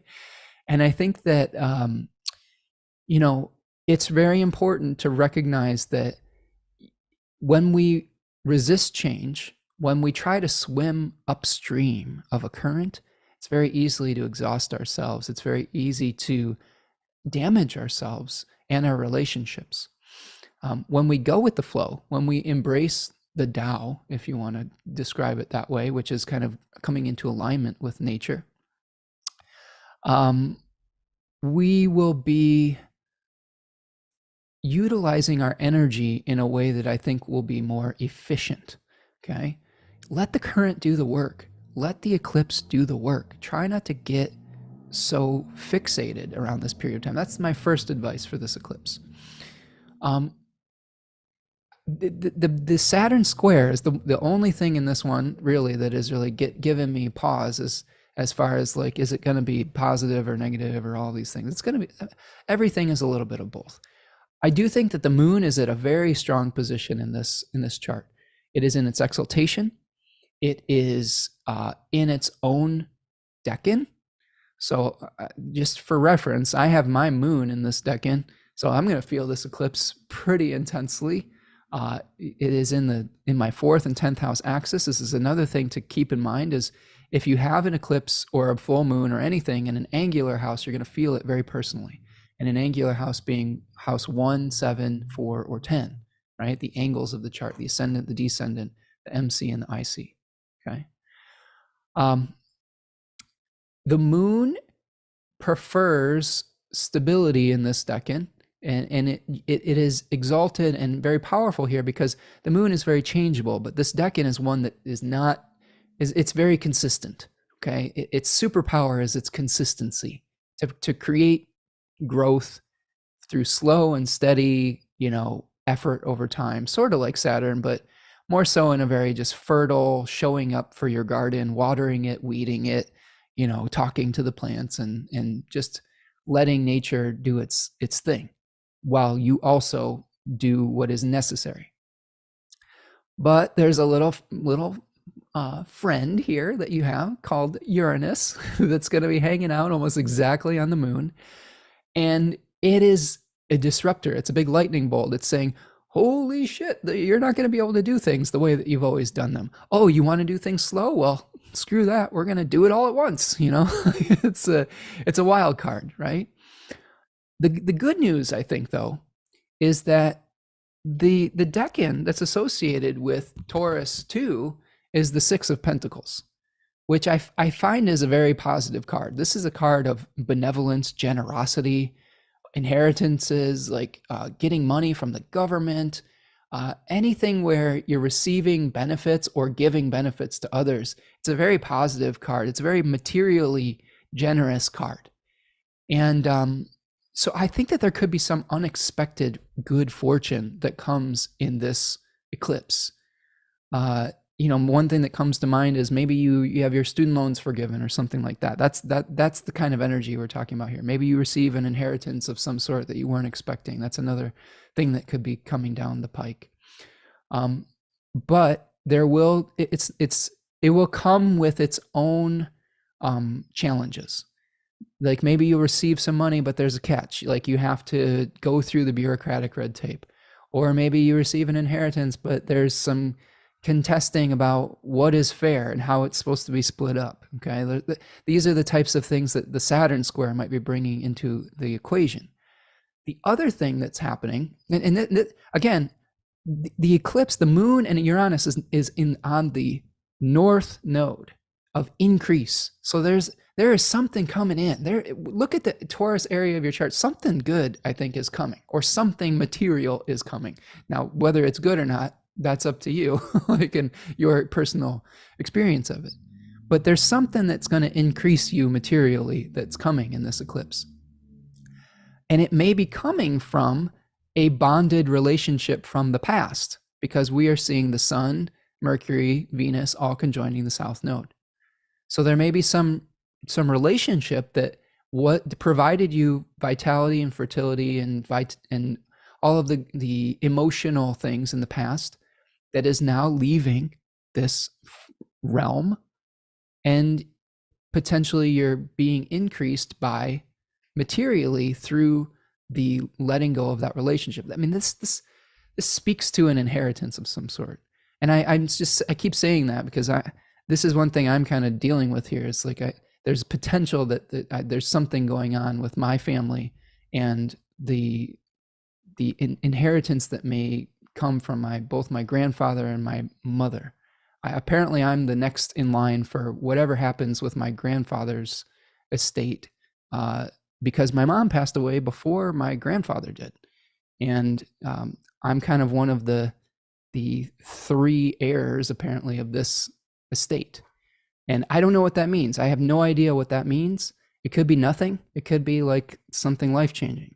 So I have no idea what that means at this point. I guess I'll find out at the eclipse, if you want to know what I've been kind of skirting around in my own like thoughts about it. But it's whenever we have something like this, and to me, that's a very good example. I share that, which is a very personal thing, but I share that because it's an amazing demonstration of this astrology. Like if you looked at my chart, if you move the chart around, you're going to see, I'll just show you real quick, because I think it's just such an amazing example of this. Okay. So I'm going to move everything around here. So you've got the beginning of an ending of a family line. Like it feels like earlier this year, everyone in that side of my family just died all at once. My mom, my grandpa, and my mom's aunt all passed away within three weeks of each other.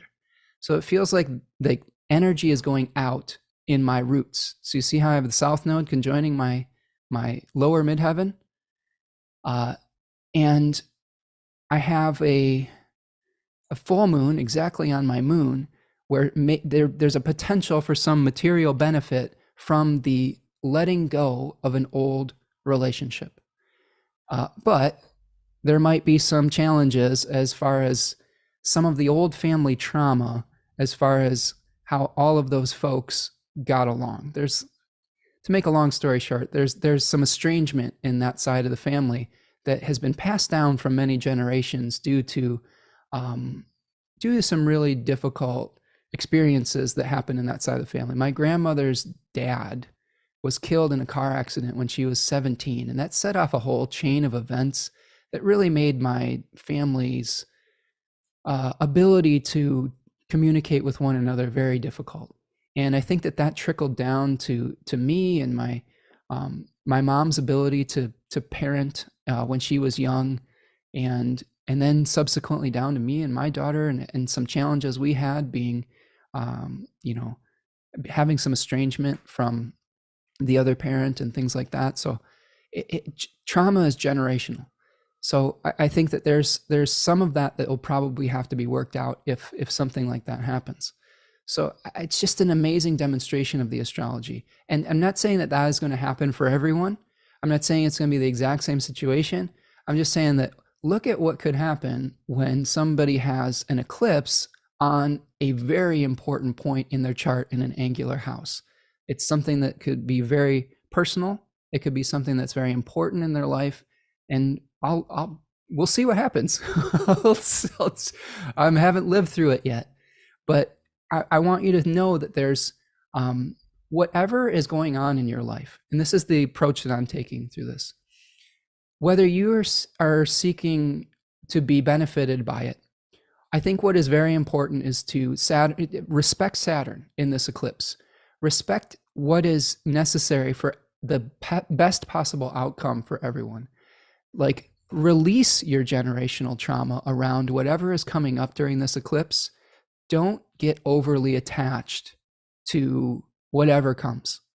Share. share, be generous.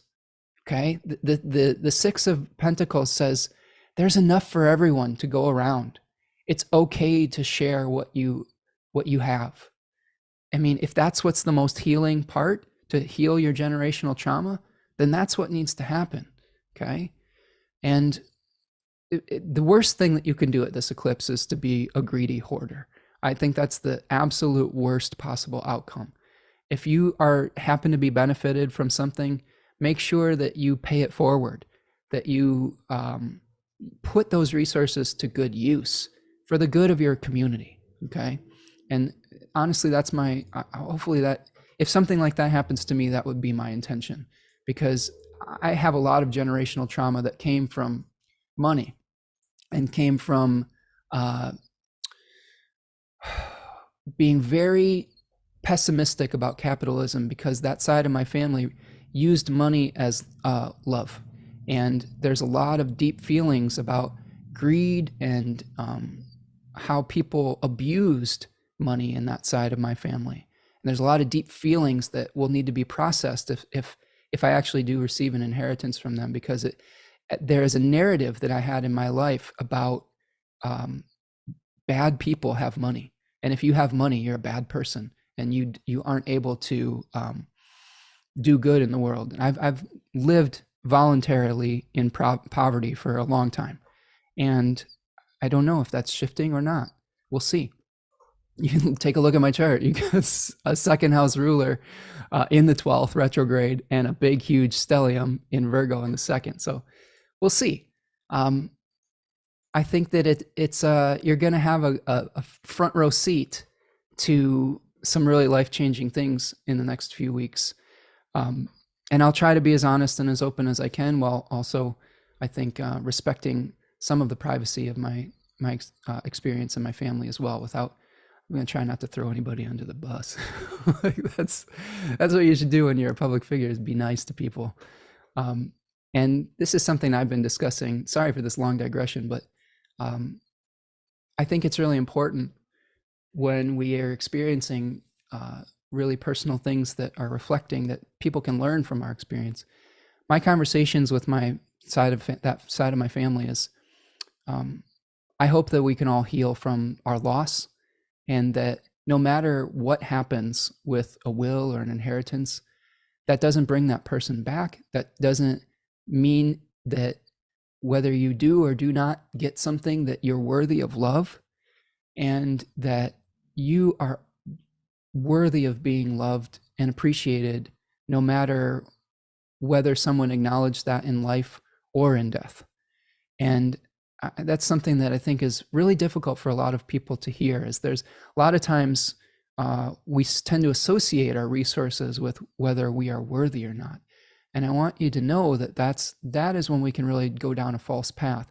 And that's something that I've tried to avoid with that side of my family, is equating my net worth with my self-worth. And I encourage you to do the same, no matter what happens at this eclipse.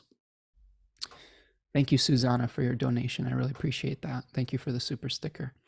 A Nancy is here and says, have a very similar event occurring in my family right now. Absolute tragedy here, but striving to hold my head and my light up high. Stoic, not ego. Chest crushing awareness. I'm sorry, Nancy, that you're going through this stuff too. It is very difficult.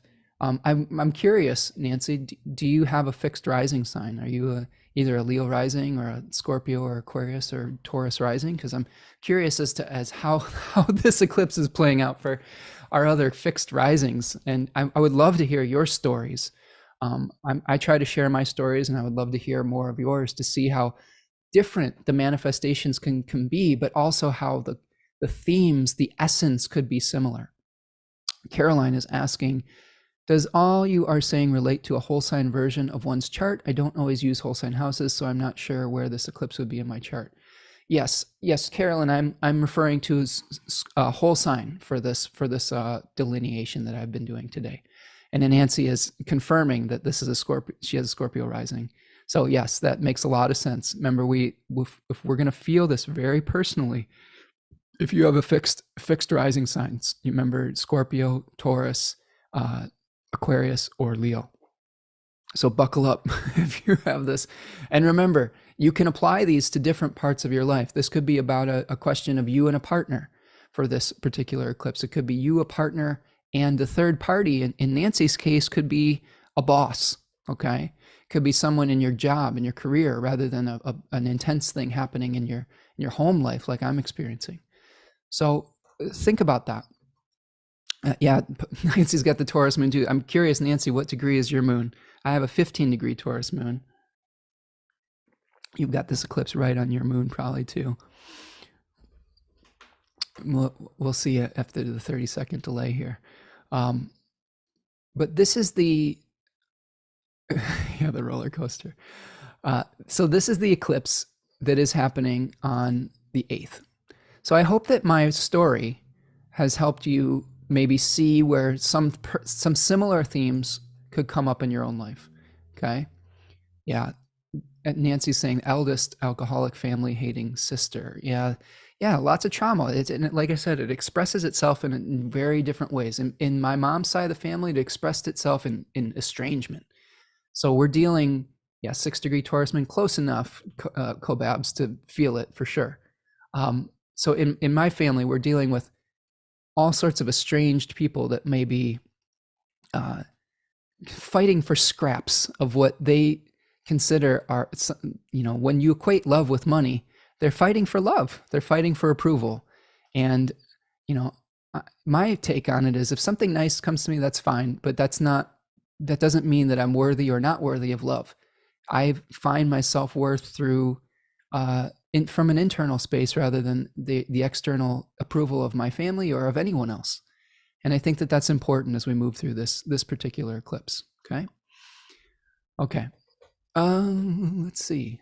Now, moving forward, the last thing I'll say about this eclipse is that the sun's going to be on a fixed star called Zubin el-Janubi, which is a cool name.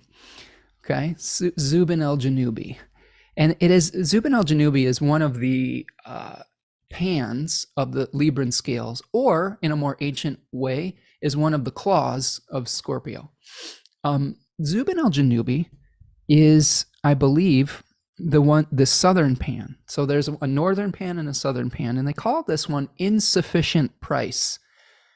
So this may mean that there's something that doesn't feel quite fair. You might not be receiving exactly what you expected, maybe not being paid properly for your effort, your work, your trauma, whatever it is. I can see the writing on the wall. In my case, there's a possibility that one family member completely rewrote a will to cut everyone else out. And I'm prepared for that possibility. Someone else in my family might not be. And that's probably where I have to be the intermediary potentially. But again, we all have our different ways of dealing with things, and we all have our crosses to bear on some level. So Zubin el-Janubi is insufficient price. They talk about this fixed star as about volunteering in the world and doing the thing because it's the right thing to do, not because you're going to receive something for it. So you could also think of this eclipse as it's important to be generous, not to boost your ego, but because it's the right thing to do, because it's the fair thing to do. Don't expect to be rewarded for the good thing that you do. Just do it because maybe it helps complete an old karmic cycle. Maybe it's you are generous so that you can just say, all right, this is what's fair. Let's not perpetuate the estrangement and the trauma by fighting over the scraps of love, right? Let's just distribute things in this fair way possible because it's the right thing to do and bring closure. I think eclipse periods, they start things, but they bring closure. So recognize that this eclipse axis is really bringing closure to old forms that want to be composted and helping you to deal with your resources in a very new way. Your relationship to stability, to security, all right? Not relying on those old relationships for security, not relying on codependence for security, relying on your own personal sovereignty, your own ability to create fertility. Okay? So this is a hard lesson to learn. Sometimes when you grow up in trauma, it's very easy to become codependent. It's very easy to say, oh, I need this person in my life because I just can't do it, you know? And I think this is an opportunity to say, to feel empowered, to be like, you know what? That's an old story I've been telling myself for my entire life. And here is the opportunity to make a change. Eclipses are I mean, they're literally the portals of change. Okay, I hate that word portal because it's abused in the metaphysical world. Everything's a portal. This is a fucking portal, and this is a portal. No, it's not. But eclipses are, I think, are the closest thing we have to a portal, quote unquote, where energy is coming in and energy is going out. Okay, so this is an opportunity to do it very differently than you've done it in the past, and it's okay. I think what this eclipse is telling us is you're going to land on your feet. All right, there's a new, unexpected, but very different sense of creating stability in your life, and you have to trust it. You have to take a leap of faith to trust that new way of feeling secure. And sometimes it's going to come from you, not from the other. Okay. Thank you so much, Remco, for your super sticker. I really appreciate it. I appreciate the work that you're doing today, being the moderator for our chat today. I'm very grateful for that and for the link sharing you've been doing too. Super, super, super cool. Okay. So let's keep going. So that's our eclipse on the 8th. When we get to, first of all, let's not move away from this eclipse yet. Sorry, I've spent a lot of time telling you my story, but there's a couple other astrological things that are going on today on the 8th of November, which is, by the way, election day. So all of the themes that we've been talking about on a personal level, we're going to be dealing with them potentially collectively too. Okay.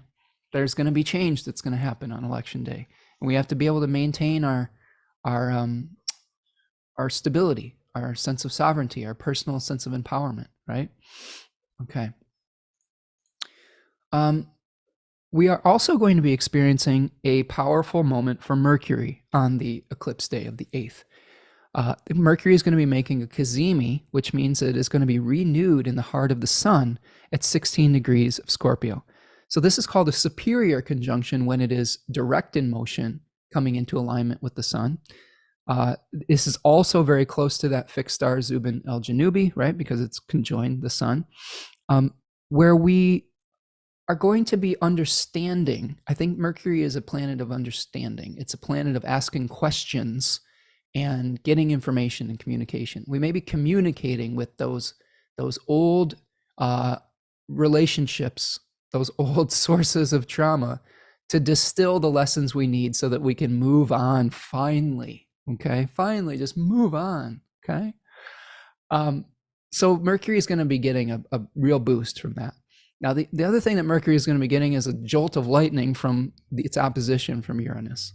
So again, whatever comes is good. There may be messages that are very unexpected, that it's not turning out the way that you thought it would.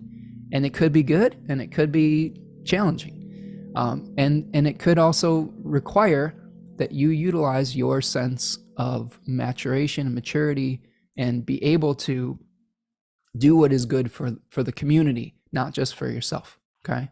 Really, really important. I think if you want to break the cycle of trauma that we all are experiencing, you have to Saturn up in this time frame. And this is probably true of our leaders that we're going to be experiencing and electing. There's an accountability that they're probably a standard that they're going to need to be held to for the good of everyone, for the good of the collective, so we can survive as a species with things like climate change and all of those things that are threatening our stability. Also with the way we share our resources, right? One of the things that the European war has taught us is that we are very dependent on one another for our resources. And it works better if we're cooperating rather than fighting with one another. So I think that that's another thing to keep in mind that we could be experiencing. So eclipse, conjoining the North Node, increase of resources, decrease of codependence, releasing old generational trauma. Mercury cazimi in the Scorpionic second decan, where we are, experiencing quote unquote insufficient price. You may feel that something's not fair, but you just need to do what is right anyway. Okay, that's really the lesson I think of that fixed star, in my opinion. Doing the right thing altruistically. And then in opposition with Uranus with some unexpected communications. Okay. If we move forward to the 9th, now we see our same patterns that we've been experiencing. Remember, I talked about at the beginning of the show. We got these planets moving together. So the next day, the sun makes its opposition to Uranus. Okay, and we begin an out of bounds moon period on the 9th as well. So whatever happens at this lunation, we're probably going to be feeling our feelings. It's going to be intense. We're going to move from a Taurus moon to a Gemini moon, where the moon's going to conjoin retrograde Mars in Gemini. So just be very judicious about your communication around this period of time. If something happens where you feel it's an injustice, just breathe a little bit. Let it play out. Talk about it with grace. Try not to get in an argument. The worst thing that you can do at this eclipse, if you feel something is unfair or unjust, is to make an ultimatum that you can't back off from. Okay? I'm going to just keep hammering that point home. Do not make all or nothing, me or them, us or them statements during this period of time. It's not the time for that. It's time for asking questions and getting information. It's time for flexibility. It's not time for saying, this is it. This is the line in the sand. Please resist that temptation, especially as the moon hits Mars in Gemini after this very intense eclipse. So you may be feeling a sense of shakeup with the sun opposition with Uranus. Again, this may harken back to your Leo area of your chart. Pray for me around this period of time, because this is the ruler of my first house. You may have to swallow some pride. You may have to be real flexible about how you interact with others. And you may, again, be required to do what is good for everyone rather than just good for yourself. I hope that I'm I hope that I am giving you a new view of Leo by the way that I express on this channel. I have the North Node in Leo and the South Node in Aquarius. And I feel like one of my things that I try to really embrace is collective responsibility and teaching collective responsibility. And I think that a lot of times Leo folks get accused of self-centeredness, which I've fallen prey to that in my life. But what I think the way to do the Leo Aquarius axis properly is, if you have some prominent Leo placements in your life, it's okay to be in the spotlight, but you need to balance it and use your voice to uplift others. Do you see what I'm saying? The best king, the best sovereign is one that is acting in service of their community. And I hope that's what I do when I show up for you each week is yes, I'm talking a lot and the spotlight's on me, but I hope that I'm using that platform to speak to collective responsibility. And that's something that's felt really good as I've transitioned from being an artist, where I found the self-promotion part of being an artist very distasteful, where it's just like, look at me, this is all about me. And I find I can show up in the Leo spotlight much easier in this particular forum, because I know that this is something that I hope will benefit everyone. Okay. So that may be something to think about if you have the nodes in Leo and Aquarius as well. That's how I've tried to balance out those two forces. All right, so we've got the opposition with the Sun and Uranus on the 9th. Okay, this is where we're probably going to be processing what went on during the election, what went on in the eclipse in our personal lives. We're just kind of, just feeling our feelings, getting an awareness of the changes that are going to be happening and what was going to be required of us. So as we move forward, we're going to see on the 10th, again, we had Venus squaring Saturn, and then on the 10th, Mercury is taking its turn squaring Saturn. Okay. So this is the 10th. And then eventually the sun will square Saturn. So because we have this big stellium stack up in Scorpio, many parts of our life are going to be affected by Saturn right now. So this, or any of the relationships that these planets make to either Uranus, to Saturn, etc., like the trines that we're going to see later on in the month. I think the beginning of the month, if you just want to hear my big picture thoughts, the beginning of the month is going to be spicy. It's going to be challenging. It's going to test us. We're going to feel a lot of changes. But by the end of the month, I think we might start to see some of the benefits from the hard work that we're going to be required to do. And I think that that's okay. That's life, right? So we have Mercury squaring Saturn, where we may have some sober conversations. We may really have to discuss how we're going to move forward with the changes that are required of us. We're also going to see Venus making a trine to Neptune. Okay, so Venus will trine Neptune the same day. So now Venus has moved into the third decan of Scorpio, which is its face. So Venus is actually the ruler of the third decan of Scorpio. This is a glamorization of forms that are fading. Like there's a 7 of Cups card that's associated with this, where we're trying to separate fact from fiction. We're trying to not get too lost in the illusion. This decan also is the glamorization of like the morose or of decay. I'm thinking of like the goth aesthetic. Could be if you have like Venus in this decan, like you may be a really great gothy dresser, like and you may glamorize death, right? The challenge with this decan is that we get so attached to the old forms that we do anything within our power to keep them alive. They call this decan debauchery, right? And think about this decan I've seen in client work is very much associated with addiction.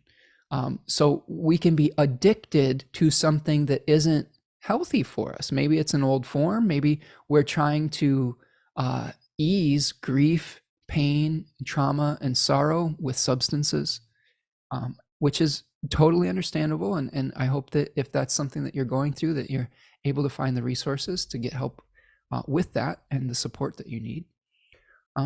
With Venus trining Neptune, though, there may be an additional layer of glamorization of an old form. So that's something I would be very careful of.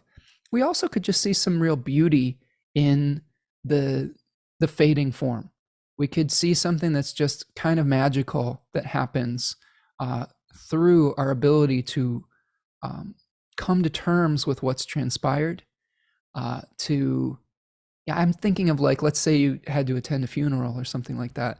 Maybe you just find that through connecting with your living relatives, you're just having a really beautiful conversation, remembering the person that's passed, but also the beauty of connecting with your living relatives, right?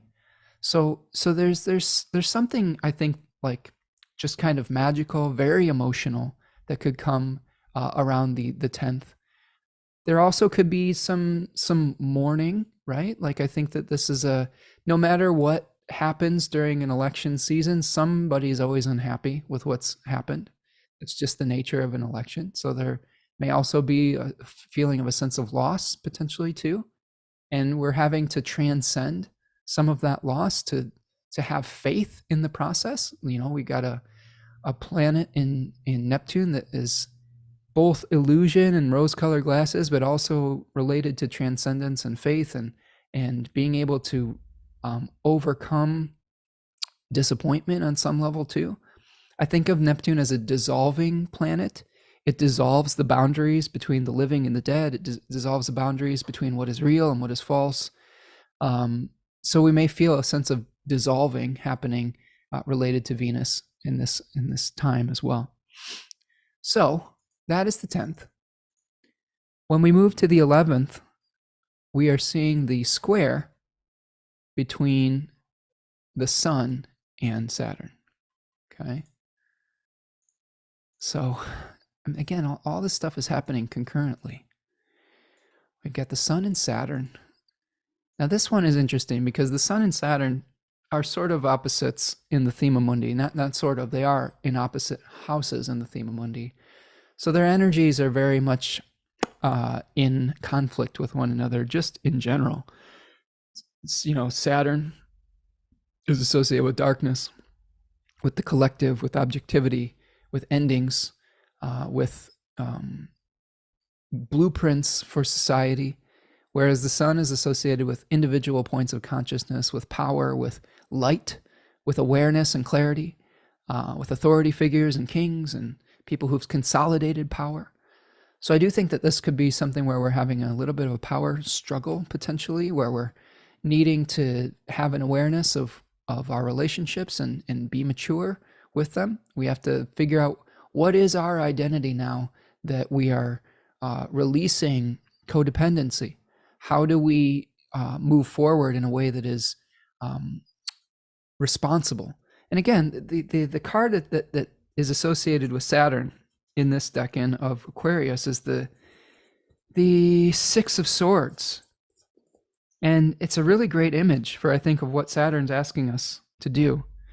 It's two people that are being ferried across a river. Saturn's direct now. Saturn is saying it's time to move on. It's time to let go of the past. It's time to move from one type of narrative to another one. The new chapter is starting, and we had to review some things, but it really truly is time to move on now. And yes, that is painful, and we might have some challenges with nostalgia and yearning for the past, but it really truly is time to go. And I think that Saturn is in a more powerful position than the Sun. Even though the Sun is in the overcoming position, our nostalgia may be getting the best of us. Saturn's in its own domicile, and it's going to be there for a while after the Sun moves. So I do think it is important to embrace the moving on period and not get lost in the nostalgia, the wishing for things to be like they were in the past. Okay? When we come to terms with the reality of our situation, we can find solutions that are appropriate for our current sense of self, reality, and whatnot. And that makes us more powerful when we live in the moment. All the sages of religious traditions talk about the power of now and the power of being present. And I think that is a test. I think when I look at this now, the thing that's coming up is we're anywhere but present in this square. We're nostalgic for the past with all the Scorpio placements, and we are trying to move forward towards the future with the Aquarius placements.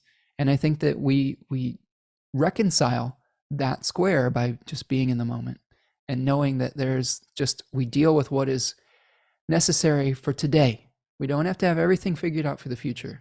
We don't have to be stuck in the past. We just have to do what is required of us today in this moment. And I think that's a great reminder for this period of time with all these squares. All right. Let's move on to Scorpio 3. You all doing okay out there? I'm going to stop my share for a second. Just take a moment to say you all are amazing, and I love all of you, and that I love all these comments we're getting. Thank you so much for the super chats and super stickers. If you want to make a donation to what I'm doing today, you can hit the little $ and make a super chat or super sticker. You can donate to buymeacoffee.com after the fact if that's what you prefer. Also hit the like button. Subscribe to the channel if you're new, and subscribe to the newsletter if you haven't, because that's a great way to keep up to date with new classes, new guests on the channel, new offerings of all sorts. It's always nice to connect in that way too. So let's talk Scorpio 3. We already started hinting at it. And I'm going to get up and stretch for just a second. I'm taking a new tact and being more physical. I can't sit for like 2 hours at a time because I'm having some challenges in my hips and in my lower spine area. My SI joint has been really stiff, so just getting me like trying to move around a little bit during these live streams. Sorry, I'm just shaking it out because I sit here for 2.5 hours to 3 hours, and I don't think that that's good for me. Okay, so all of you could take a stretch break here too, and we'll get some blood flowing to the different parts of our bodies so that we can live a long time, right? And not have chronic pain or things of that nature. I think with this modern times, we can sit a lot more than we want to. Myself included, I try to take a walk every day. I walk about 3 to 4 miles a day. I don't know if it's enough, but it's as much as I can get in at a different period of time. Okay, I think that's pretty good. I think that'll get me through the end of it here. Thanks for your patience. Sorry for the weird stretching. but it's something. I'm 42 years old, and my body's starting to not be able to do everything it could do in the past without more maintenance. Yoga star chats. Beth, you're funny. Oh boy. Oh, Remco, are you taking off? Oh, let's see. Okay. Yeah, thank you, Remco, for being here today and for being moderating and everything. And have a good weekend. And yeah, get a good walk in, stretch out a little bit. All right, so get a little. I have these little shakes. I don't endorse. I'm not being supported by this company either, but these are called Own, and they're like pea protein shakes or something. You know, I like them because they keep my blood sugar up when I'm doing these marathon forecasts. Okay, so let's talk Scorpio 3. All right. Scorpio 3 is a Venus ruled decan. Okay. Oh yeah, Lynn says, yes, Spencer, get up and move. That's why I use cordless headphones during the lives. I probably should do that, but I've got a long enough cord here that I can like shake it out a little bit. And, you know, I bought a foam. I actually have a foam roller coming in the mail today. It's probably on my porch right now. I bought this like super, like it's got all these little fun knobs on it to roll my back out and stuff. So you're getting me unfiltered today. This is what happens when there's a Sagittarius moon. This whatever comes in my brain is just coming out of my mouth. So sorry for all the digressions today, but hopefully it's entertaining or at least somewhat informative. Okay, let's talk Scorpio 3, friends. So we've got this Seven of Cups card, and here we have all of the different temptations of life, right? Fame, fortune, love, lust, power, vanity, all of these different things that could potentially, you know, distract us from our job and our work in life.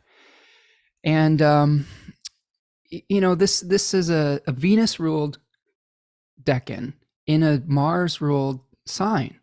So Venus is in her exile here. This is a Venus that is trying to pursue things when, remember I said, she wants to receive. She's very receptive. Now, there's arguments to be made that Venus is a warrior in various phases, but in general, I think the ideal of Venus is, to me, being able to receive good fortune, right? It's of the lunar sect, and it is things that come to us that we don't really even have to do anything. We're just, you know, Venus, the Venus story is her emerging from the ocean, glowing like a phosphorescent jellyfish with bioluminescence, and then these little cherubs like adorning her just because she's so beautiful. She didn't have to do anything. She was just shining her light. And that to me is like, that's like Venus energy. Like we're just be ourselves and good things will come to us, right? Well, in a Mars ruled sign though, Mars is very much like, I want this and I'm going to go get it. So this is a time of the month, the 11th through the 22nd, where we may be like, I really want this thing and I'm going to go get it. I was nostalgic for it a few weeks ago, and now I'm going to like try to keep this thing alive that is no longer vital.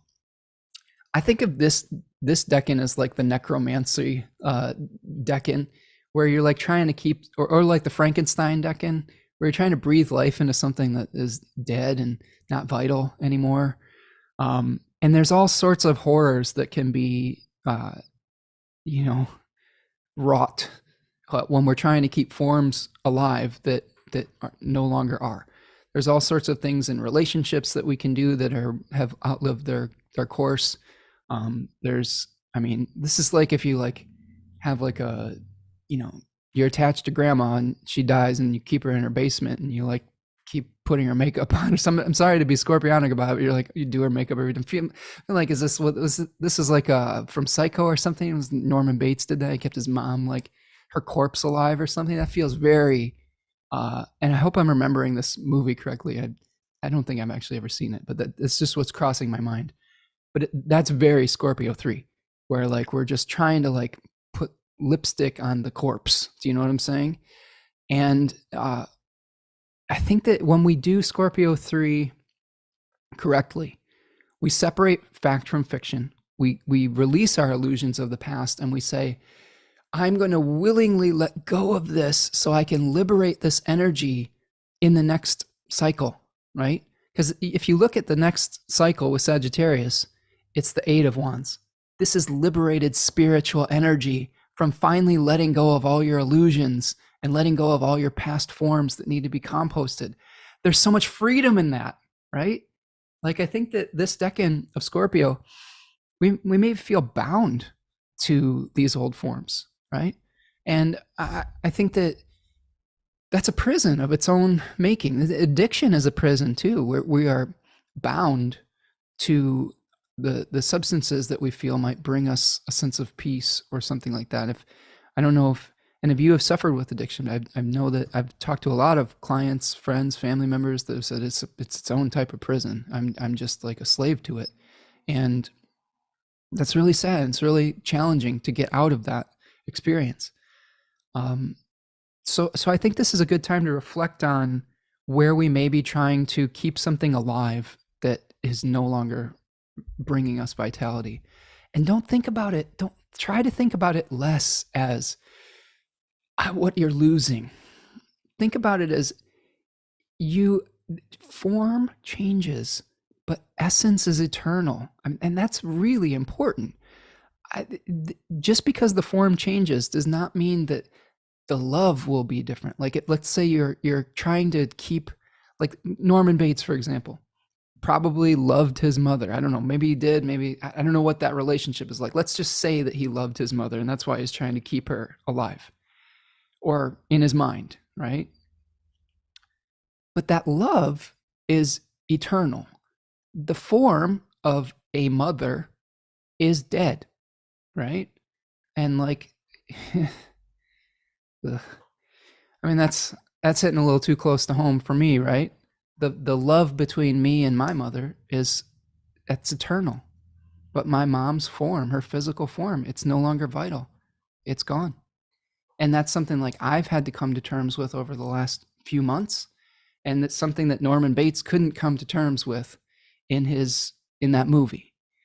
So how does the form change?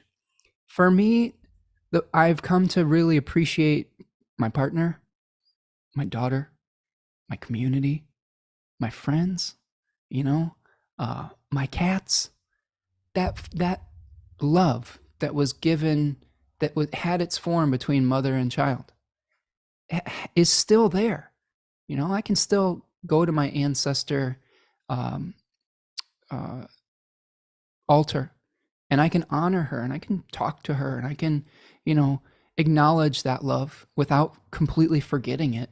But I can also take that inspiration and use it now with the relationships I have now, right? Rather than getting so attached to my grief around not having her form. And it's hard. There's some days where you just wish that form was here.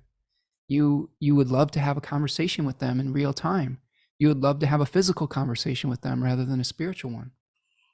But to me, I still feel my mom's presence. She lives on in my heart and my memory. and but I'm not attached to her physical form, and that is going to take some time to let go of.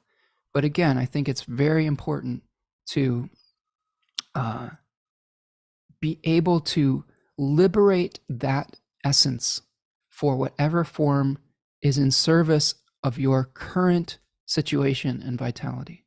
Okay. Let's say that we got so attached to a relationship that had previously died or someone who had died that we were so depressed and we were so distant that we weren't present for the people that need us now. That happens. That happens all the time. That is a cliched story, that we get so lost in our grief that we're just completely lost to the people that we have now. And it's tragic. And it's understandable why people do it. But I think that the key in this time is not to get lost in that grief and in that old time and that old relationship, and liberate that energy to be present for the people that need you right now and need the essence of that love and that energy right now. Okay. Yeah, Janet says this took a very Halloweeny turn. What Scorpio season, Janet? So yes, and Susanna says never forget cats. Exactly. Yeah, yeah. I've struggled with letting go of cats in the past. I ended up I had a cat that was very sick, and I ended up taking care of that cat for many months, like giving it intravenous fluids and pills and stuff like that. It had like a kidney disorder, and it was very stressful. And probably during that period of time, I probably should have let go of that animal sooner. Probably should have taken it to the vet and euthanized her. It probably would have been more humane than trying to keep her alive in the way that I was. Eventually, she did pass naturally, but that was a good lesson for me, that no matter what I do, I thought I could save her. Do you see what I'm saying? And I think that everyone was suffering in that moment. And once she did pass, we took a little bit of time to mourn, and we got 2 new cats. And I'm not saying that you should replace the people that have passed in your life, but the love took a new form. I had love to give, and to me, that there's a lot of people that are like, I have to wait a few months or weeks before I get a new cat, and I'm sure Susanna can confirm this. I just had love to give. I needed to give some love to some little furry thing, and you should have seen me when I was trying to find a new cat in March when there's not a lot of kittens. I was like scouring the Humane Society. I finally found these 2 beautiful cats, Gandalf and Radagast. And I just Heisman my way into there, and I was like, I'm getting them. Some other lady was looking at them. I was like, nope, I'm taking them. Get them here. I'm adopting them. I don't care. You're cute. Let's go. You're coming home with me. But I think it's funny that we have all this love to give, and we have all this nurturing that we want to give, and it can take a lot of different forms. And it's not going to replace the old love. It's just going to find a new outlet on some level. Okay. Yes. And Susanna, I think Susanna had a cat that passed recently, and I don't remember a whole lot of time between your cat passing and you getting your new kitten, right? It's, some people, they could do that, but my house just felt so empty. I spend so much time in my home alone, just doing the work that I do, that my cats are just, they're a huge lifeline for me. They're emotional support animals. I mean, if I had to get them registered to go do stuff, I would, but they don't want to leave the house, and I wouldn't put them through that because it's not good for them. So anyway, so that I think is the essence of Scorpio 3. And we're going to see a bunch of planets testing us throughout this particular movement of the next few weeks. Okay, so let's look at the chart again. Hope that you're all doing okay. We're going long today, but we had a stretch break. We had a snack. I hope that you've had a snack, and it's okay to go to the bathroom or something. I'm not going to do that. That's my Achilles heel with this. I finally figured out how to have a snack and how to stretch, but running to the bathroom during these might be a little much. Okay, let's see here. All right. So I'm going to share my screen once again. And we're going to take a look at the last couple weeks of November. So we're starting off Scorpio 3 on the 11th, 11/11, have make a wish. And we're going to see on the 12th, Mercury is going to be the first that is going to start making a trine to Neptune. So remember, we have this kind of, this thing where we are seeing one planet have a relationship with an aspect, and then the other planets are going to kind of make it through. So we had the Venus Neptune trine. Now we have the Mercury Neptune trine. So again, our minds may be brought to attention the need to let go of something. We also may confuse some details around this period of time because of our emotional being filled with emotions. So double check all of your details. I think anytime you have a Mercury Venus contact, we can fudge some of the more important details. This is something where our idealism may be making contact with our illusions. So it's the Neptune in the third decan of Pisces that decan is very idealistic. That's the 10 of Cups with like the rainbow and the happy family. And there's a lot of questions of what are you willing to sacrifice? It's a Mars ruled decan for your dream and your ideal. There's huge swings of emotion. So I really do think that this November 10th through the 15th or so, we're going to have wide emotional swings. So just give yourself extra time and space to feel your feelings, write it out, cry it out, stretch it out, whatever it is that you need to do to practice good self-care, to have those feelings go somewhere that is healthy. Okay, Cookerzilla is asking, Scorpio decan 3, 12th house, Scorpio stellium, feel constantly not part of others' reality. Do you think the otherness you mentioned earlier is being called to during Scorpio season? That's interesting.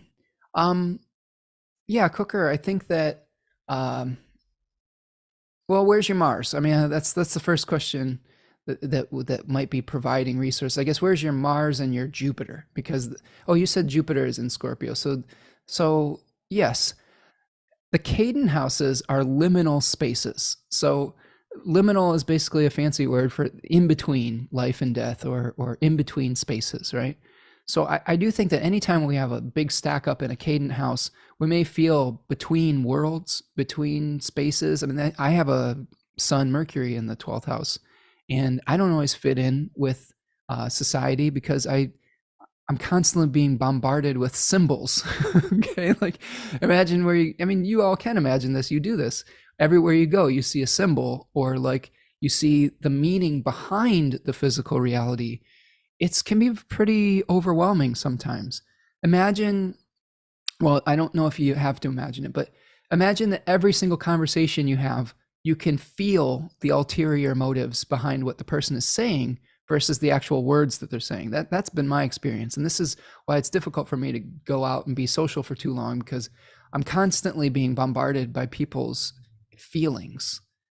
And a lot of people can't do that. There's some people that aren't able to tune into that, and they take everything literally and at face value, and that leads to its own problems. But for me, I'm very much attuned to nuance, and I think that could make you feel like you're not on the same wavelength as other people, Cooker, with that Scorpio decan, with that Scorpio stellium in the 12th. And I think that the way out of that, again, is to figure out what is real, what isn't. Find ways to ground yourself through nature, through food, maybe, I don't know, through healthy relationships to all of those things, right? I think that's the way I ground myself, is through nature, through taking walks, through, it's like after I'm done doing these epic forecasts where I'm creating liminal space, really oracular space, I eat something to ground myself, like an apple or something. So those are all ways to deal with those challenges. Okay, so Mercury trined Neptune. Again, really, this is our emotions are caught up with our thoughts. So we could have clouded emotional thinking, which doesn't always lead to rational decisions. I would also keep in mind that Now Mercury is going to be providing resources for Virgo and Gemini areas and topics in our chart. So think about trying not to get too overly idealistic when it comes to those two areas of your life. Okay, when we get to the 13th, we're going to start some sextiling. So Venus is going to sextile Pluto, which is a minor aspect, but still worth mentioning. So you can see that Venus is going to be hanging out, sextiling Pluto, where we are maybe having to have a very deep conversation that could lead to some kind of beneficial partnership or some kind of helpful release. I like sextiles are said to be of the nature of Venus. So I always think of sextiles as like you're receiving some help from someone. Maybe this is a good conversation that you have with someone about how to let go of some of our old desires and old forms. Pluto is going to bring up things from the underworld and from the depths. So maybe some feelings come up that are healing, that allow us to move forward. On the 14th of November, we are going to have two aspects that perfect. So then Mercury is going to take its turn making the sextile to Pluto. So again, just some intensity of our conversations. Every time you see these planets making contact with an aspect, just think about what houses they are providing resources for.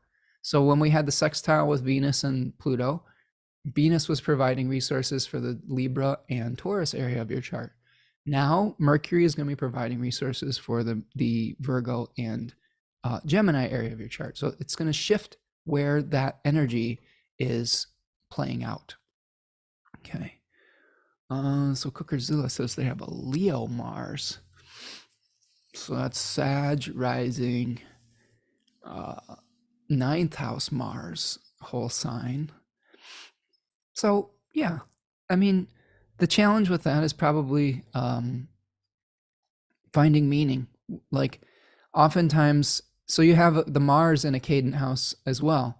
So one of the things that could help you with all of that 12th house challenges of where there may be some self-undoing or things like that is what helps you find meaning and purpose in your life. So 12th house being hosted by a 9th house planet says find a sense of purpose through maybe a spiritual practice, through traveling, through seeing other parts of the world. There's always a kind of a teacher quality to the 9th house too, like higher education and things like that. So maybe through teaching others could be something as well. So those are ways I think you can get pulled out of the muck of the 12th. Yeah, because that's a tough stellium to have in the 12th house, buddy. That's something where you're really in the tunnels. You're really having to do depth work, and sometimes those are the lives that we're given. Like there's some area of our life where we may be more visible and we may have more optimism around. There may be other areas of our life where we really have to go do the dirty work. And this seems like this might be one of those times. But I think that to me, the universe or spirit or anything doesn't give us things that we can't handle. I mean, yes, we can feel overwhelmed. Yes, we may have moments where we're confused and we don't have all the answers, but I do think that it's important to live into the answers. And when we're doing this important depth work in Scorpio season, it's a feminine, quote unquote, feminine yin sign. There's a receptivity to it. So sometimes we do have to live into the answer and be receptive to what our lives are showing us with these placements. And I have, everyone has Scorpio in their chart. I have Scorpio in the 4th house. My family life was really, really challenging growing up, and even, moving forward, there's still challenges and there's trauma. And, I was having a really good conversation with Elodie afterwards about family trauma and stuff. And she was giving me a really nice reading about my IC with Scorpio and being like, hey, you probably don't feel comfortable in your family or your home? And I was like, yeah, I'm trying to so hard to create a safe space, but there's always something that's coming up, you know? So yeah, that just might be the area of life where those kind of things play out, and that's okay. This is one reason why on this channel, all of you see Taurus moon, Spencer, where it's like, let's have a peaceful, stable, consistent experience. Let's just love one another, Venusian. This is not a place for drama or crisis. I'm not going to stir the pot here on this channel. I'm going to try to make you feel comfortable, because that's where I express my Taurus energy, is publicly. And part of it is because I get plenty of crisis and drama in my own private life. I don't need more in my public life. Do you see what I'm saying? So think about that with Scorpio season and where it's expressing in your life and that axis for you. So the 14th, we have the sextile between Pluto and Mercury, and also a trine between the Sun and Neptune. So again, we may be having an awareness of what we need to transcend in, yeah, and Susanna is saying, let's have some snacks. Exactly. We have snacks together here. We have a little bit of humor. We get some stretching in. We try to feel peaceful, eat some snacks together. Yeah. I love it. So, with the Sun Neptune trine, there may be a glamorization of an authority figure, potentially, authority being the Sun, glamour and illusion related to Neptune. There could be just a beautiful experience that you have. Again, I would try not to let the glamour of the past blind you to any ethical lapses. But this could be a great time to take a bath, to be near water, and just appreciate the fluidity of your life rather than trying to force something. I think that Neptune is not a planet that allows you to force your will. It's a planet that dissolves your will, in my experience. And there may be a dissolving of will, but it may be a really beautiful dissolving of will. Maybe the will represented of the Sun. There may be a dissolving of identity, but sometimes when we dissolve our sense of self, it helps us to connect with others. So that might be something we're experiencing with the Sun trine Neptune on the 14th. Now, when we get to the 15th, we have a trine between Venus and Jupiter retrograde. So you can see here, now we have this Venus in the very last degrees of Scorpio and Jupiter retrograding in the last degrees of Pisces. I think this could be a pretty nice aspect, right? I think it's a nice aspect as long as you don't overdo it. Okay. I think this is the potential with this is that, man, we really want something. We really want to fill the void in our soul with something. And maybe we overdo it a little bit. Like, here's an example I have of this. I'm ashamed to admit it, but the other day when we were out kind of thrifting, I was really hungry and I was like, screw it. We did stop at Taco Bell. And I had a Venus in Libra Kazemi moment at Taco Bell. I'm sorry, it's so crazy to me because Venus is going to express through whatever means you give it to. And I'm sorry I wasted my Venus Kazemi meal at Taco Bell, but I had the best burrito I think I've ever had at Taco Bell. This cheesy grilled steak burrito. And sorry, vegetarians, I do eat meat, but I try to eat healthy most of the time. It's very rare that I eat out anymore. And I'm pretty strict about my diet most times, but I had a moment of weakness and of hunger. So I was like, let's stop at Taco Bell. And I got this burrito. It was so warm and melty and cheesy. And it was like Asiago melted cheese all over. And I was like, this is the best thing I've ever eaten. And my partner who recognized this, and I had a similar experience with a Cubano sandwich when Venus was making a conjunction to my Sun. And I had the best Cubano I've ever eaten in my life. The first Cubano, which is also the best. And she's like, you're going to try to recreate this. Don't get attached to us. Just appreciate this moment. But yeah, the Kazemi burrito moment. She's like, I know you're going to try to do this again. And she was right. The first time I tried to recreate it was when I got a Cubano sandwich like a week later, because I was like, that was so good. I'm trying to get it. It was not good. It was it was just the person in the kitchen that day was like probably not as, Venus wasn't in the kitchen that day.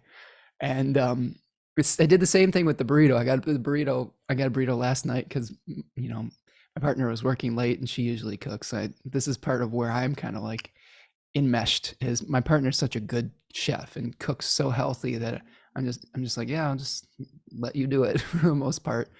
But she picked up Taco Bell on the way home, and I tried to get that same burrito, and it was decent, but it was a Scorpio Venus burrito, not a Venus Cazimi Libra burrito, if that makes sense. And they forgot the hot sauce, and it was cold, and it was just like, oh, okay, I get it. I was so attached to that past memory that I created this experience that wasn't, it was me trying to put lipstick on the dead mother in the basement. Like, and it wasn't good, and my body was sort of like, not happy with it. But yes, Tanya is wise, Janet. She understands. She's like, it's not going to be like that Venus Cazimi burrito. I was like, I don't care. I'm like, oh, great. And I owned it. I owned it, and I owned the fact that I knew it wasn't going to be as good. I just needed something to put in my body in that moment.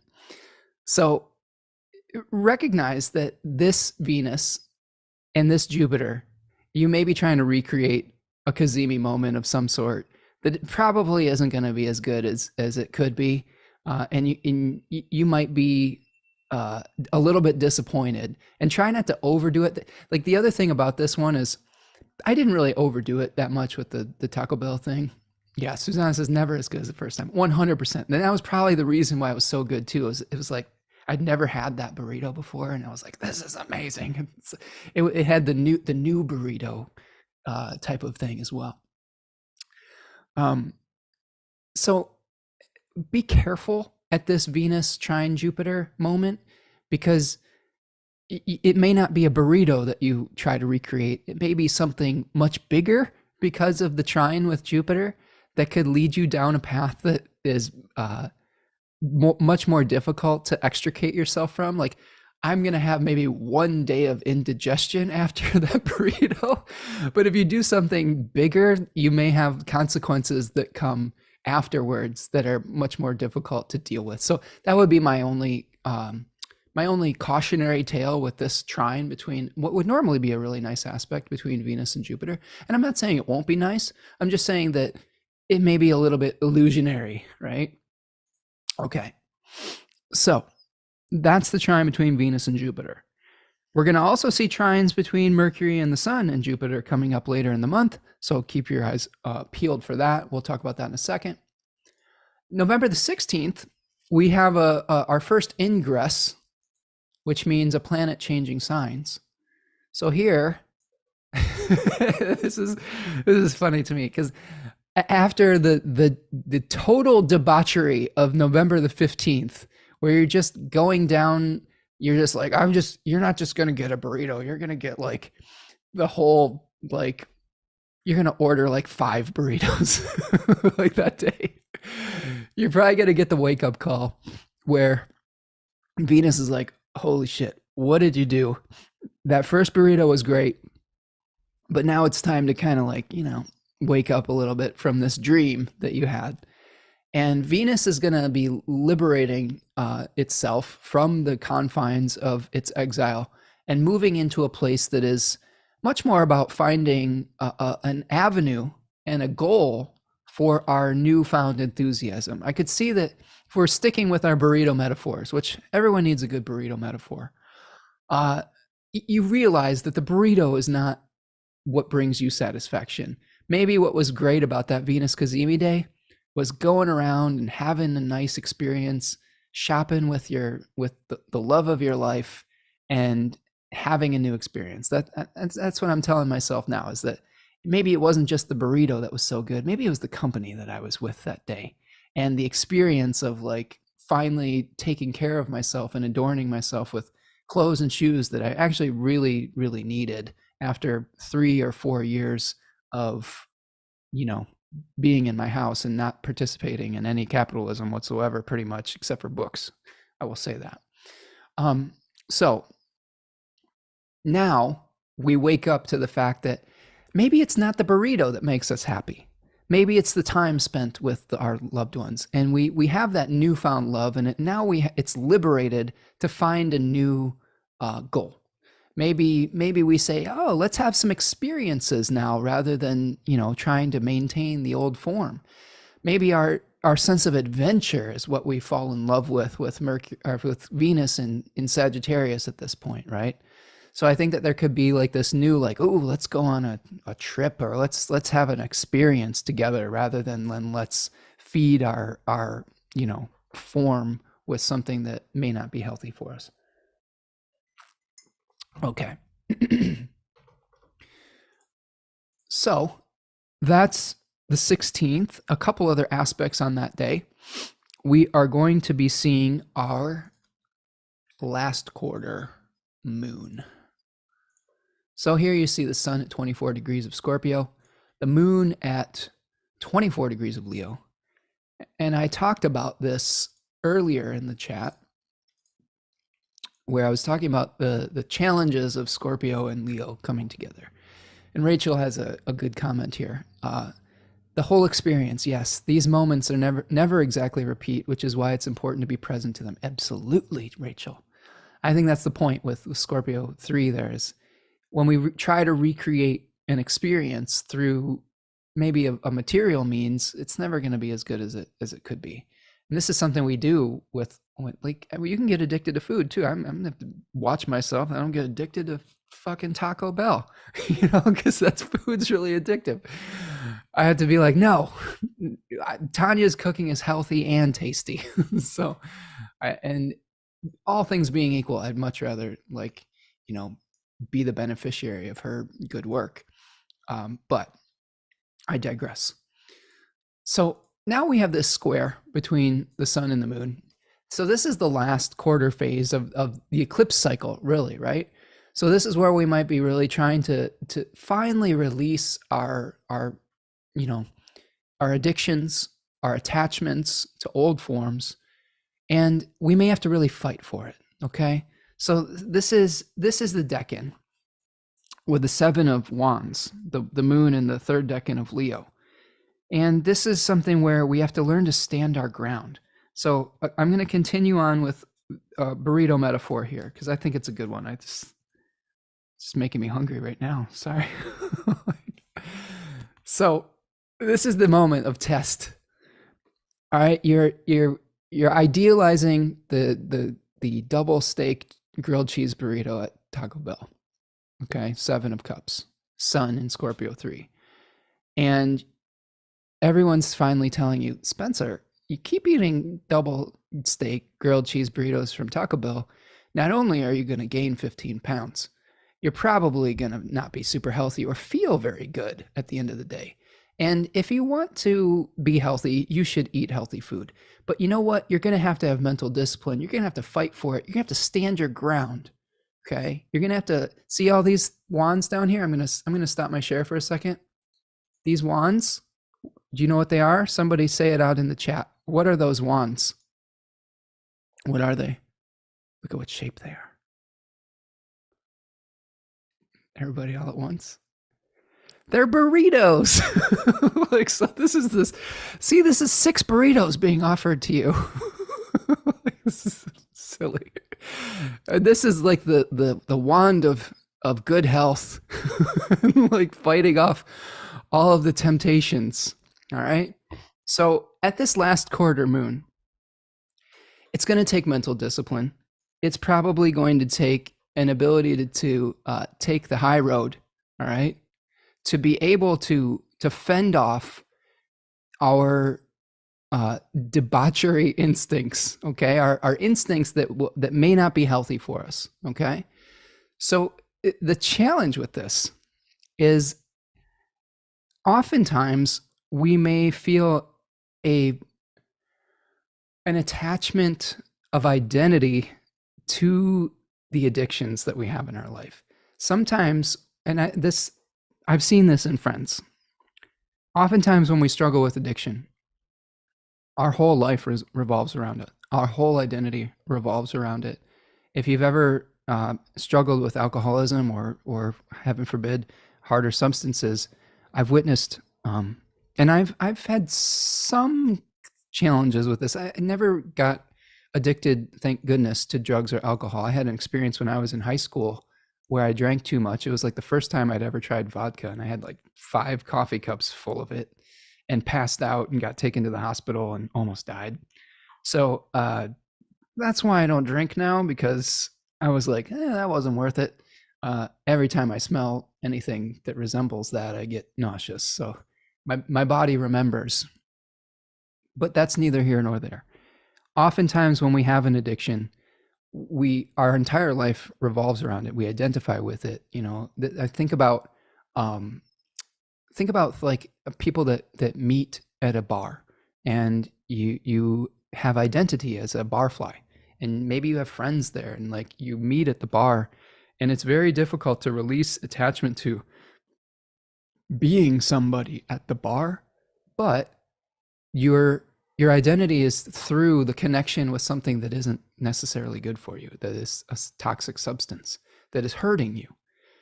Sometimes it can be very difficult to detach from our identification with it as the fun people at the bar, right? This is something that is very, I think, toxic about our modern society, is that we feel like we have to have alcohol to have a good time. And we glamorize it. We've glamorized it in our advertising. And oftentimes now, and I see this especially with young people in college and things like that, there's this glamorization of let's go get wasted, and like that's how we identify. And so I think that this particular last quarter moon, and I'll go back to it, may be about how do we release our personal character identification with that which which brings us pleasure that might not necessarily be good for us. Okay. And as this is happening, Mercury is going to be making a trine to Jupiter. So we may be questioning all the choices we made when Venus was trine Jupiter. Okay. And saying, well, how do we get out of this cycle? I really do feel that it's important not to overdo it around this period of time. I can see a narrative where, let's say we're in America, maybe the elections didn't go exactly how we wanted it, and we're trying to fill our disappointment with something, and we overdo it because it feels like hopeless, right? Like we're having difficulty finding hope. We want to make anything, we want to use anything to make the pain go away, right? And sometimes we can get really lost in that. So I think it's really important around this period of time to be gentle with yourself, to have patience, to recognize that Scorpio season has a purpose for composting those old forms, and Sagittarius season will come. The darkness does lift a little bit as we shift seasons. Prudence is saying, have a hard time finding a place in the world outside of spaces of addiction, for sure. Yeah, and Prudence, you're not alone. And make no mistake, I'm not judging any of you that have had challenges with addiction. I have my own addictions to, well, I have a book addiction, so I guess there's that. But any form of addiction is very difficult to work through. And a lot of it is from generational trauma that is not your fault. And I think that the best thing that you can do is just take one day at a time and ask for help when you need it. Just like they talk about in AA, and I've never been in AA, but I sort of understand the concept where, what are you doing in that moment? How are you, you build on the next day. You're sober for one day, you build on the next day, right? And you just try to be present. And if you have a backtrack, that's okay. You try not to beat yourself up about it. You just start again, and there's a resiliency, I think, that it takes to overcome those challenges. And I just have compassion for all of you who have struggled with this. And I by no means think of myself as better than any of you with that as well, because it is a hard thing. And some of that is inherited. Some of it is really difficult to extricate ourselves from. And many of us are in positions where it's really hard to get out of that cycle as well.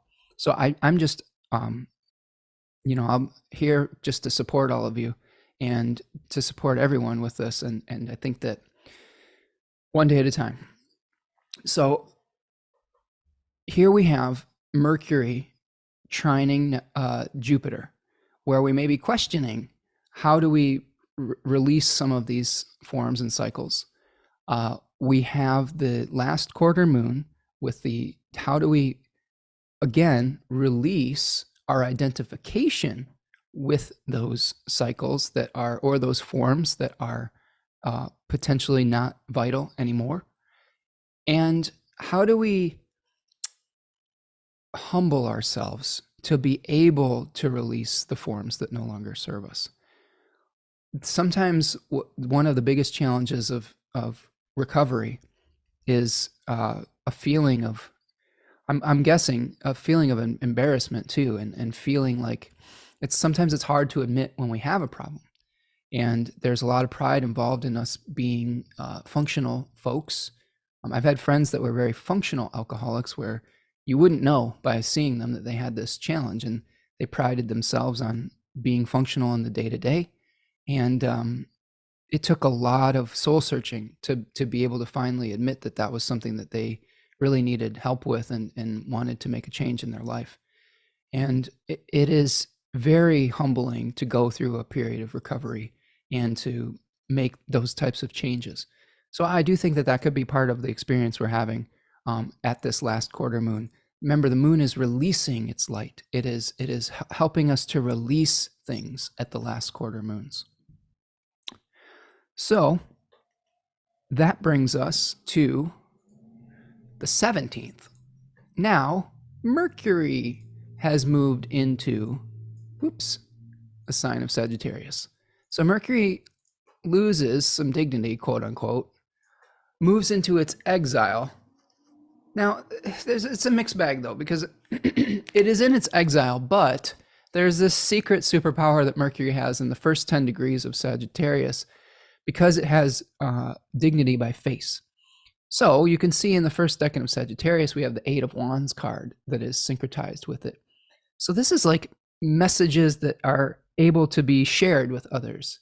This is Mercury in Jupiter's house. So I think that this is a decan where we can share our enthusiasm with others. This is a very enthusiastic decan. So Mercury may be saying, this is great, and you should get on board with this. I'm going to deliver the message of optimism and hope and faith, and I hope that that's what the message that you're delivering. I guess you could deliver other messages enthusiastically, but try to use your power for good. There is a spirit associated with this decan called Loimos, and Loimos was the god of plagues. So plagues are things that spread. So I guess that there could also be more spreading of disease around this period of time. I hope not. I'm as weary as all the rest of you with the pandemic, and I'm hoping that there's some light at the end of the tunnel pretty soon. And there probably will be, but we still have to be vigilant, I think, around these things. But mostly, Mercury is going to be about a passionate exchange of information, but one that is not necessarily objective. So as we get closer to like Thanksgiving in America, be careful about, expressing opinions in a way that is all-knowing. One of Mercury's functions is to ask questions. One of Jupiter's functions is to be like, I know this, right? I think Mercury says, I wonder. And Jupiter says, well, I know. And when Mercury is saying, I know, it can create problems because we can get a little bit, there's a little bit of a know-it-all kind of feeling with that. So we may not be asking, we may be making declarative statements rather than asking questions, and that can lead to some challenges. That doesn't mean that if you have like Mercury in Sagittarius that you don't ask good questions or that you're, feel like you know everything. It just means that there may be a very passionate fiery energy where you want to express a truth in but the planet that is using that quote unquote capital T truth is something that is related more to ambiguity and little t relative truths. So you can see the disconnect between the two. Okay. So as we move forward to the 18th, and I'm going to kind of try to move forward here. How are we doing? Everybody doing okay? Still 35 of you here. That's so awesome. I'm so glad that you spend this time with me. It really is. We have some marathon sessions, but we stretched. Hopefully you've gotten a snack. Hopefully you've gone to the bathroom. I haven't, but I have hopefully I've got hopefully my bladder will hang in there. So the 18th sees the sextile between the sun and Pluto. So again, a harmonious relationship between the sun and Pluto, where we may have somebody in a position of power that can help us. Remember, the sextiles are of the nature of Venus, and I feel like Venus is a helper energy on some level, especially sextiles.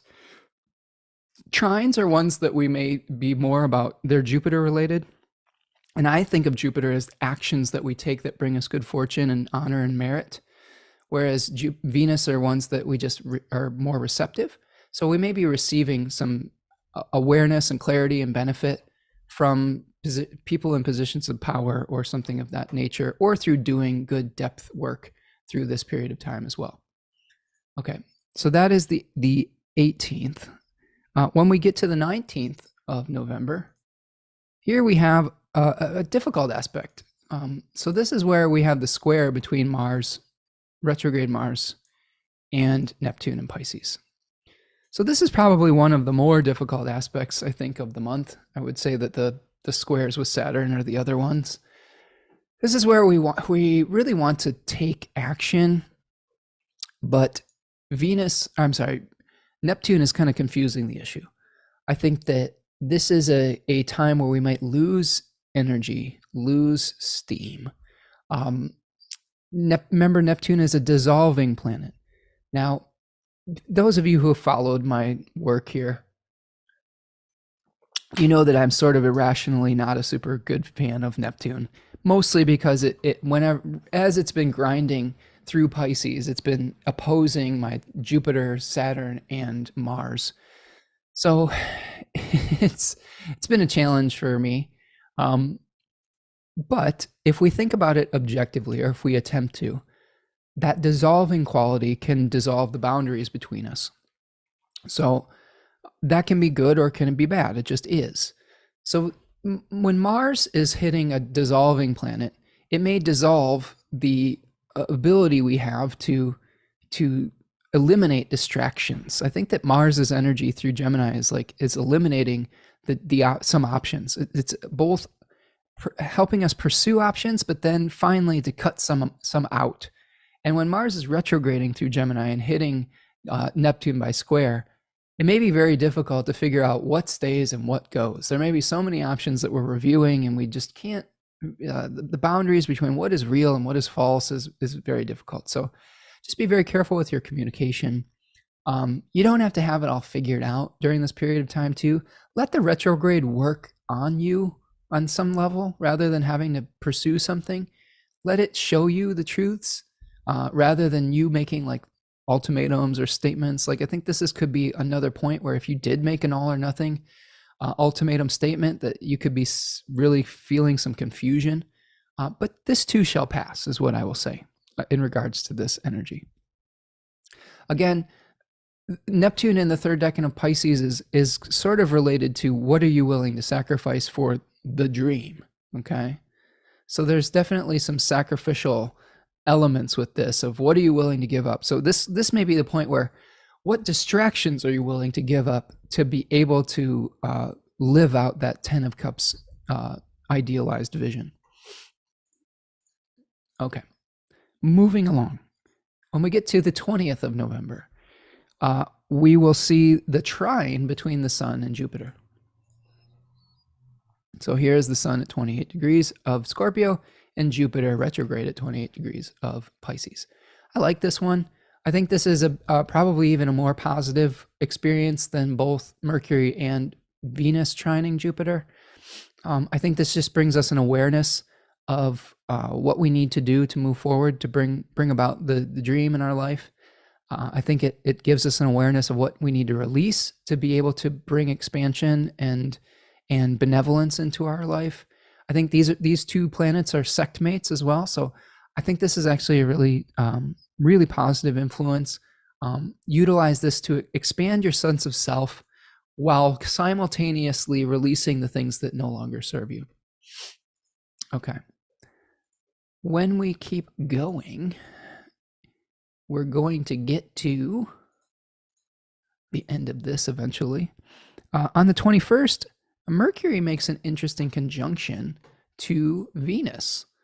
So this may be a time period where we're utilizing Mercury and Venus's ability to share something that we're passionate about. So I think that this could be a really great time to share something that you're interested in, to be very enthusiastic about it. There may be talk of a new goal or a new passion that you have, and maybe you're learning new skills in relationship of trying to make that goal a reality. To me, the energy of Sagittarius is unifying body and spirit to achieve a singular purpose, whereas Gemini is sort of like the split of mind and body to explore many different purposes. Okay, so there's a splitting energy with Gemini, splitting in multiple directions, where there's a unifying energy with Scorpio, or with Sagittarius, sorry. So we may be bringing things together, information, resources, to be able to pursue a new goal at this period with that aspect. Okay. Yeah, take care, Suzanne. I know we're going. You European friends, it's so amazing that you stay up so late with me. And I'm sorry that we're going so long today, but it's been great having you, Susanna. And we will see you the next time. I hope your kitty is okay. And we'll talk to you soon. All right. So let's keep going. We'll get to the end of this, friends. I know that we still have some folks hanging out. And the good thing about these longer things is that you can listen to them later as well, and you can listen to them closer to the time that they're happening. I like to just do a big marathon session so I can get the material out there, and then I can focus on other things for the month. So don't necessarily feel like you have to stay through the entire thing, but it is nice to see all of you in the chat, and I do like hanging out with you. So part of this is social time for me too, so thank you for that. Now, we've gotten to the point in the show where we are going to see the sun move into Sagittarius. So on the 22nd of November, the sun moves into Sagittarius. And again, now we're in that decan that is related to Mercury in the delivery of enthusiasm, the liberation of the old essence to find the search for a new form. So one of the warnings of this decan is be careful what goal you choose. And it's important to find a goal during this period of time, lest you become a parasitic host for the goals of others. That's very important. Like diseases find a host, a goal might find a host. And you may, if you have a prominent placement in this decan, it's important for you to find your why, your personal thing that you're aiming for, like the centaur, like the arrow, so that you don't become a vehicle for someone else's agenda or essence or spirit or whatever. And that can be something that can be very painful if we find ourselves becoming just a vehicle for someone else's enthusiasm. So that is what we're going to see with the sun in Sagittarius 1. We're going to shift from the sun being hosted, which I like this, from, in Scorpio season, we've got a retrograde Mars in Gemini that's not aspecting any of the Scorpio planets, which will leave us feeling a little bit confused, to a Jupiter that is in its own domicile. It is retrograde, so there's that, but there is an aspect. And yes, it is a square aspect, but it is an aspect nonetheless. So I do think there's an improvement in the quality of the clay that we're dealing with in Sagittarius season than we are in Scorpio season, and that is a good thing. So keep that in mind. The motivations shift from splitting our attention in a million different directions in Scorpio season to trying to unify our vision to achieve a long cherished goal, a crusade, if you will. So there's a much more unifying energy when we get to Sagittarius season than when we had in Scorpio season, which is about splitting apart, separating, letting go. Now it's like, oh, we let go. We're liberated to do something enthusiastically, and maybe hope returns around this period of time, which I hope it does if you are struggling at the moment. So on the 23rd, that brings us to a new moon. I like this new moon. I'm excited about this new moon. So here we go. So here is the new moon in Sagittarius, the first decan of Sagittarius. This might be just a jolt of energy towards a new sense of purpose, a new sense of like, yes, I want to do that. Let's go for it. All right. The host, Jupiter, is going to be stationing direct on that day at 28 degrees of Pisces. So that is powerful too. A new moon in Sagittarius with its host in its domicile, stationing direct, a moment of phasis. So this could be like, all right, all systems go. I figured out what was needed to be released.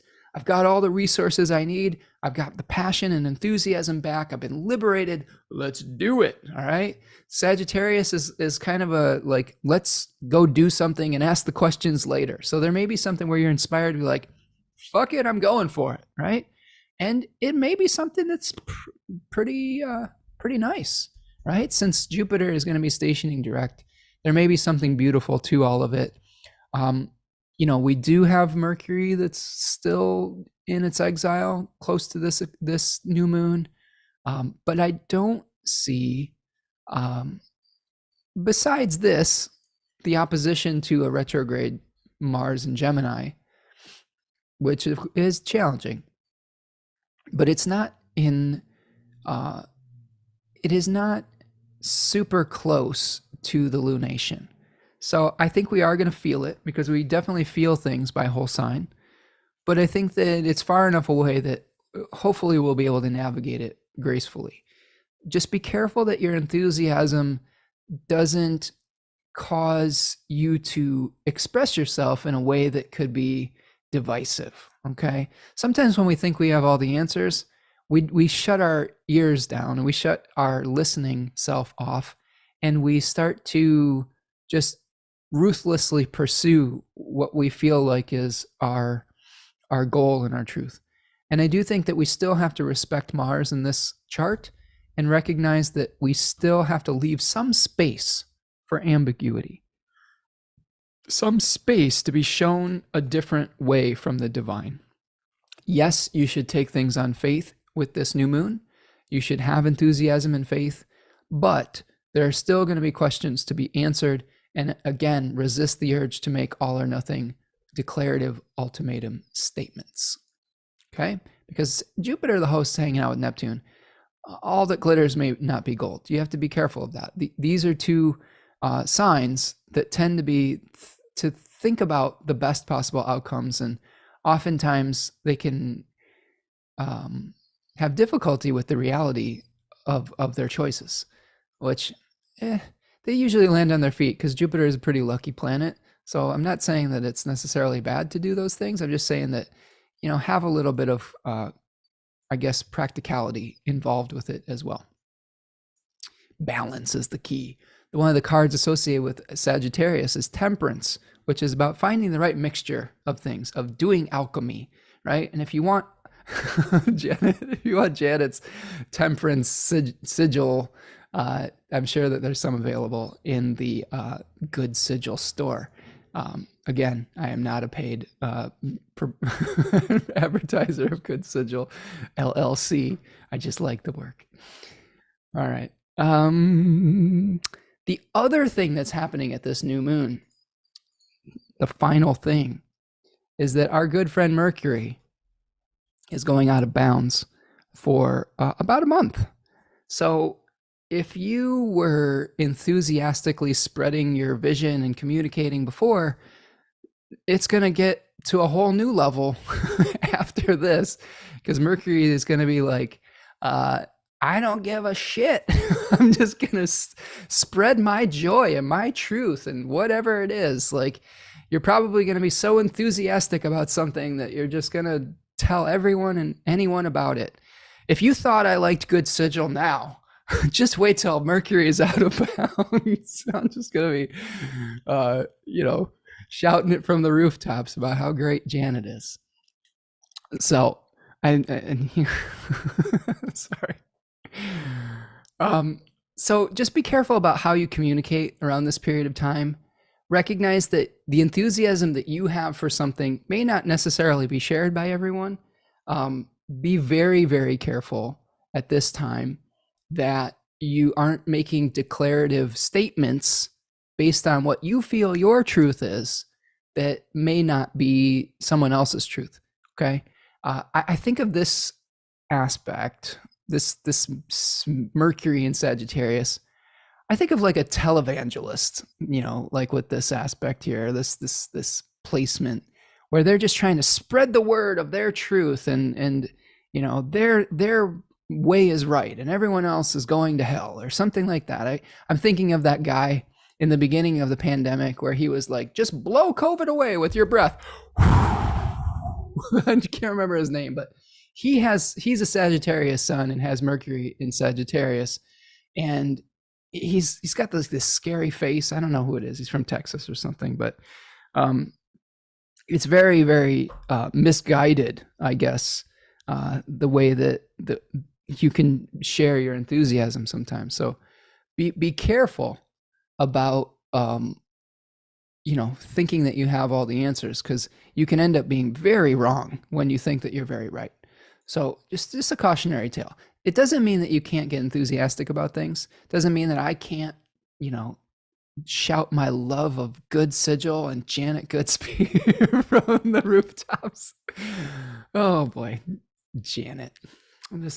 Janet says she's blushing. I'm blushing too. I'm just like, yeah, I think you do good work. So anyway, we're getting punchy at this point of the show, but it's okay to be enthusiastic about something. Just have temperance with it. Just be balanced with it, and leave some space to allow yourself to be wrong. And it's okay to be wrong. It's okay not to have the truth cornered completely. Everyone else has a right to have an opinion about things. So opinions are another thing that happens. And look at what we're experiencing in the United States. It's Thanksgiving week, friends. So, what a perfect time for Mercury to go out of bounds than when you're visiting your relatives that you never see, and everyone's espousing their thoughts on how the election went and what the truth is and their little theories on everything. I'll tell you, I dislike that part of Thanksgiving where everyone's got an opinion and they're just going to espouse their truths and let's have a big argument at the table. No. Like, what Thanksgiving's for? Eating and enjoying yourself. Okay. It's not about talking about politics or crap like that. It's about like stuffing yourself silly and then trying to be grateful for the food that has brought you together in that moment. So if you can be enthusiastic about the green bean salad, the turkey, the tofurkey, whatever the hell it is on your table, and be grateful that you have like this abundance, shout that from the rooftops. Okay? I'm giving you permission to do that. If you're going to talk about all of your like weird conspiracy theories that are based on some research that you've done at the dinner table, fuck that. Don't do that. Just put that away. Just stop doing that and try to get along with your family that you don't get to see very often while they're still around. Let bygones be bygones is what I will say, because don't take any of them for granted. And if Uncle Joe is espousing all that stuff, maybe push back, but also just try to change the subject. As that to me is the best way to deal with that kind of thing. Don't let your boundaries be overstepped, but also putting fuel on the fire. You could be like, hey, isn't this a wonderful green bean salad? Isn't this a wonderful cranberry sauce? Like that, to me, I know that's gonna, some people just aren't capable of doing that. But I think that at the end of the day, it's something like Thanksgiving where we get together with family should be a celebration of our of each other, and there's a unification quality that I hope that we can find with it. And there's all sorts of things we could get into about the actual meaning of Thanksgiving and all the bullshit illusions that we've had around it throughout history. I understand that, and I'm coming from it from a point of, I don't know about all that. I think that there's been all sorts of abuses in America, especially with indigenous populations, and that sucks. What I do think that is nice about that quote unquote holiday is just being able to get together and share.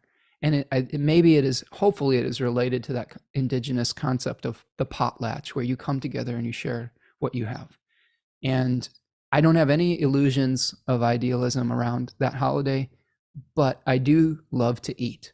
And it is one of my favorite holidays, as far as watching my partner enjoy herself, like sport cooking, and then seeing the pleasure and joy on everyone's faces about having enough to eat. This is a Cancerian fever dream.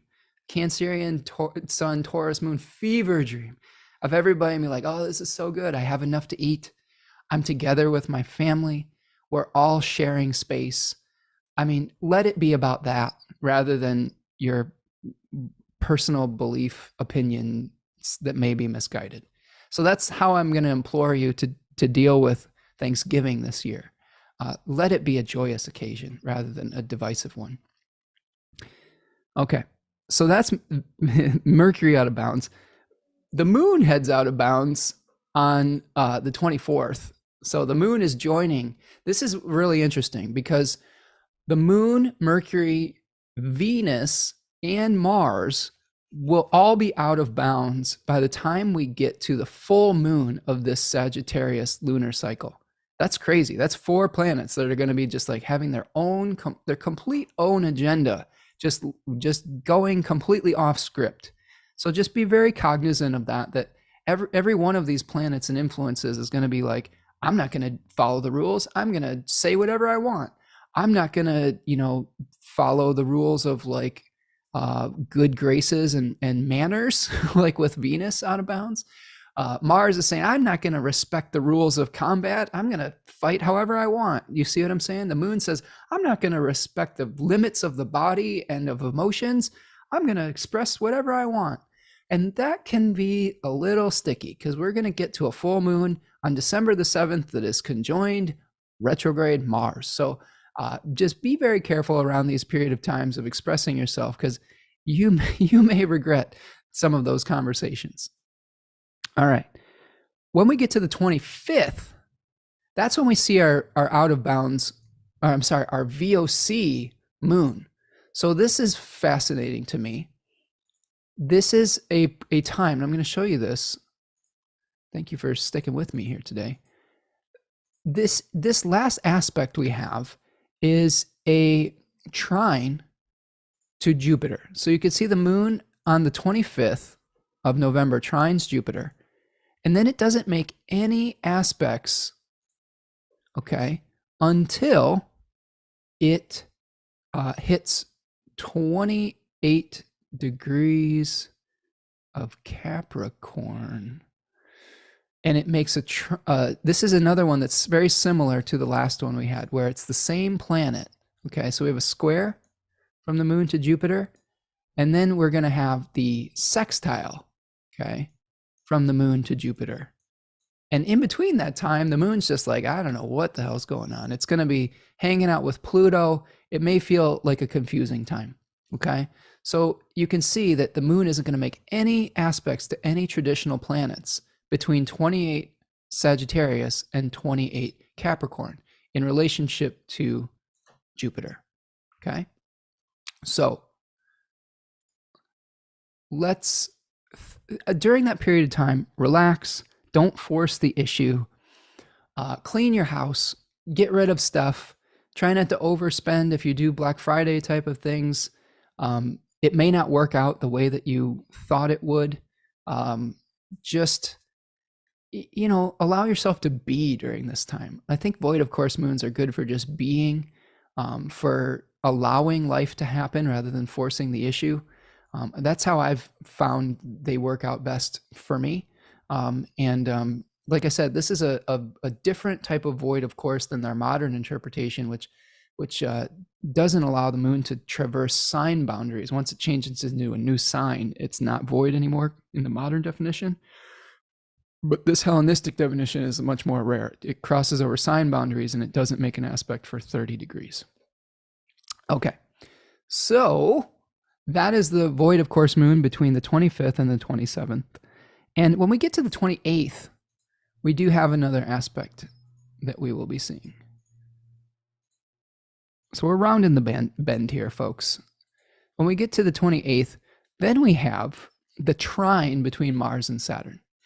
So take some time to reflect during the void of course moon, and then you may be able to have a review of how your actions are serving the greater good, the greater whole, and reviewing how you are expressing yourself, how you're communicating, and maybe there will be a more sober conversation that can be had about how you move forward and how you eliminate the distractions in your life. So this is another great time to eliminate distractions from a place of strength, clarity, sobriety, and maturation. So that is our trine between a retrograde Mars and Saturn. It might be good for moving on too. Again, that energy of Saturn is just saying, hey, just cross the river, just move on. It's time to let it go. Now, when we get to the 29th, we have a spicy aspect between Mercury and out of bounds Mercury and a retrograde Mars in Gemini. Oh boy. So that one is another one where I would utilize the power of Saturn. I would utilize the power of an Aquarius moon to be objective, to think twice before you express what you think might be a declarative statement, to just ask questions rather than get into, I don't know, a position that you can't easily back away from.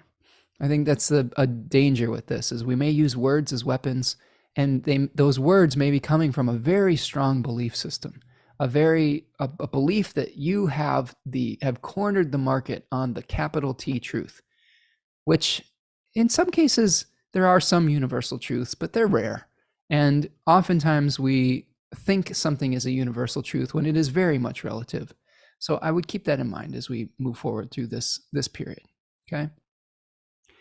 And you're also going to be getting a sextile from Mercury to Saturn during this opposition, okay? So Saturn is going to be the adult in the room here, trying to say what is good for everyone. How do we move on from this? This old argument is tired. Let's back up for a second, take the 30,000 foot view and try to work this out like adults. So that's the best way to handle any conflicts that come up at the end of the month. All right. Now, the last thing that we have on our chart here is a first quarter moon between the sun in Sagittarius and the moon in Pisces.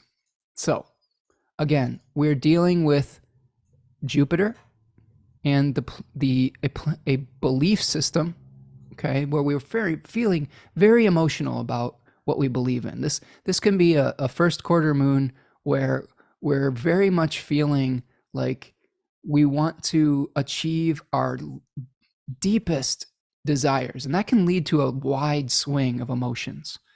That third decan of Pisces is very much like the highs and the very highest highs and the very lowest lows, and it's important to maintain your hope. Now, the sun in the first decan of Sagittarius may be asking for action and movement externally, whereas the moon in the first decan of Pisces is more related to internal journeying. There may be a desire to leave behind some kind of success that you've had in the material world to search for your why. So I do think that this first quarter moon is a great time to ask yourself, why am I doing this? Is this bringing me meaning? Maybe I should figure out my internal vision before I take action in the external world. That's probably the best way to handle this first quarter moon, is to get really clear with your why. This is something that Sam Reynolds talks about. I love that he says this. Know your why. He's spoken like a true Pisces rising, right? So that may take some quiet time. That may take some solitude. That may take a little bit of a time out, right? To really, really feel your feelings and think your thoughts. So this is something that with this first quarter moon at the end of the month, it's okay to take a time out. You don't have to resolve every single conflict. And you can see that Venus is going to be opposing Mars during this period of time too. So maybe instead of, getting into a really impassioned argument with your partner, just take a time out, go journal, take a bath, watch a movie, go to a land of enchantment for a period of time and allow the answers to come to you rather than forcing them. I think that's a great way to deal with this, is once you become receptive to your truth, right? It's going to be much easier to take actions that are reflected in the outer world of what your truth is. Okay. That is the astrology of November 2022. Now, as we are apt to do, for the 25 of you that are left, I love that you all are sticking with me. We're going to do an I-Ching reading and an animal for the month. The animal is interesting. I told you this is one I've never gotten before. And maybe some of you Scandinavian friends, if you're still here, can give me some insight into this. If you've ever seen one of these, I'm sure they're very rare, and I don't know if this is even possible. But I got the narwhal, the narwhal for this month. The unicorn of the sea, right? These are these little whales that have this horn that people would find these horns, and this was one of the origins of the unicorn myth, was finding these horns. And the interesting thing about the narwhal is that they don't necessarily use this for hunting, but it's a focal point. Any kind of a horn is a focus where we're just like so focused on our task. So some of the divination around the narwhal was, first of all, they're rare magical creatures that are associated with, they thought that they were related to one thing, but they are actually something else. So that's something that to think about, is we had this vision of what we thought they were when we found, the horns, but they actually lived in the sea. They weren't these land creatures, they were sea creatures. So that's something that gives us some meaning. But we may be experiencing some drive and some focus with Scorpio season, which is, Mars ruled. We may be really driven to do something, and we have to find balance in our life. We may be, needing to complete a project really fast, right? We may be having to find balance and accept and embrace the magic and the mystery. And I'm seeing my good friend Janet is having to take off. But thank you, Janet, for being here today. And go check her out at goodsigil.com. And we'll see you the next time, Janet. Thank you for hanging out. The illest J is still here saying narwhal equals Mars, unicorn, square, Neptune. Perfect. Good. This is why we do these live. That's a great observation. I love it. Plus Jupiter and Pisces, plus Scorpio in the mix. Absolutely. So we may have this drive that we're heading towards. And because Mars is retrograde, we're going to be probably pretty confused with all the different pathways we could take. The path forward is not direct. And narwhal is probably telling us that, hey, you may have to swim around a little bit. You may have to find some balance. Don't get so fixated on the one path, because it may be an illusionary path. You may be thinking you're riding a unicorn, but it's really like you're really leading yourself into the ocean and you may drown. So be very careful about that. Again, balance was something that was really talked about with narwhal. Finding balance to your drive and focus, and not getting so fixated on one particular thing. There are times when we do have to be very focused to complete a project, and there may be something of that nature where we have here, but I really do think that we're going to live into the answers over many months. The Mars retrograde, I think that I've heard some other astrologers talk about this, but give yourself permission to not have it all figured out right away. Okay? Oftentimes we feel like we've got to get this done now. We have to have this figured out. Well, sometimes we don't. Sometimes we just have to be okay with taking a back seat for the time being and letting the divine show us the way. And I think that any sea creature talks about us getting in touch with our intuition, using our sonar and our echolocation. We can't see it, but we can feel it through like sending out pulses and then receiving the information back. The hexagram that I got for this month speaks to that too. It was number 54, which is called the Marrying Maiden, which is about subordination and keeping in the background. This hexagram talks about a concubine. Like back in ancient Chinese civilizations, sometimes they would have the older sister would marry somebody, and then the younger sister would be taken as a concubine. So you wouldn't be like you wouldn't have as much power in the household. And I'm not saying that was the right thing to do or not. This is just the language that I-Ching was speaking. So there may be a situation symbolically where you sort of have to take a back seat, where you're not the one that has all the power in the situation, and you have to kind of, accept that and have the good graces to be able to do what you can with the situation that you have, instead of trying to force your will upon something, right? So there was a changing line in this. It says, the sovereign Yi gives his daughter in marriage. The embroidered sleeves of the princess were not as fine as those of the secondary wife. The moon is nearly full. Good fortune.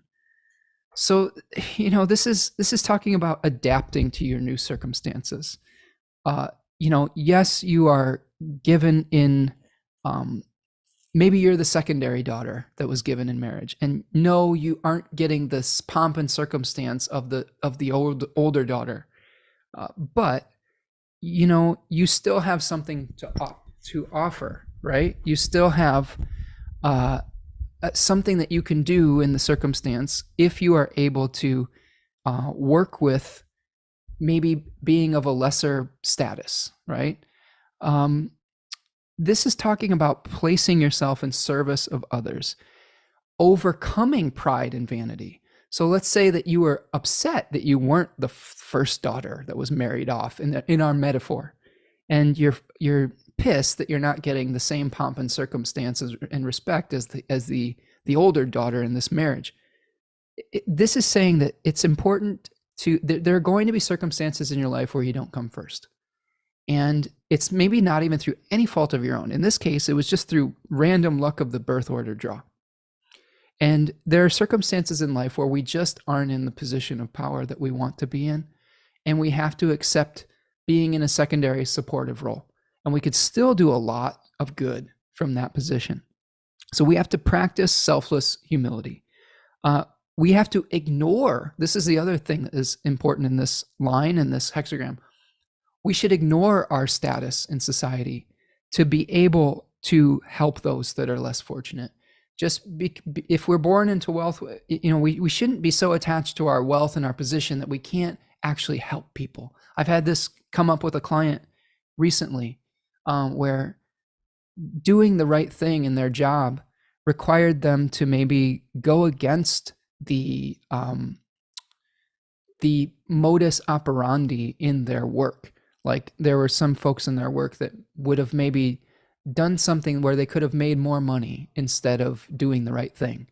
And they weren't understanding why this person might choose the path of service and making less money than, doing it the way that it's always been done. So there's another message in this line about, it's important for you to not get blinded by your social position and do what is within your integrity and the right thing no matter what. So that will lead to hexagram 58, which is called joy, communication, sharing, integrity, inner stability, and peace. And there's an enthusiasm with that hexagram. So if you're able to subordinate your desires to do something for the good of the whole, to have balanced focus and drive, trusting your intuition and your sonar, embracing the magic and the mystery, and being receptive during the month of November, that will lead to the enthusiasm and joy of liberated spirit from letting go of the old forms that you'll embrace in December, hopefully, as we move into Sagittarius season. So that is what I have for you, my friends. What an epic journey we went through today. There's a lot to get to. I'm so appreciative of all of you.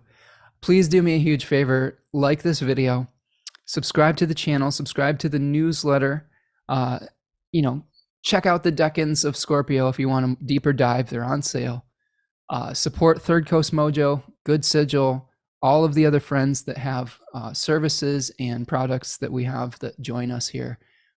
And as always, make sure that you are being kind to one another, that you are especially being kind to yourself over this period of time, okay? It's really good advice for every single one of these, is that when we are unified and we are less divided internally, there's so many more things that we can endure, and there's so much more kindness that we can share with others. And when we are less split internally, own the shadow this month. Don't project that shadow onto the other, whether the other is someone else in your family, the other is a neighbor, whether the other is the government or another political party. Try not to project that shadow onto some externalized evil, okay? Own it. Just unify internally and have patience, because we'll figure this out together. We're much stronger as a community together. All right, my friends, that was fun. And I will see you the next time. I'll see you on Wednesday. Believe, what is the date? It's next Wednesday. Let's see. What is the date next Wednesday? November 2nd, right? Is that it? Am I thinking of this? I'm a little punchy now. Next Wednesday. Oh boy. Yeah. Next Wednesday is November the 2nd. We're going to have Alicia Yosef here to unpack the full moon eclipse in Taurus. So again, thank you so much, friends. I will see you the next time. Take care. Peace.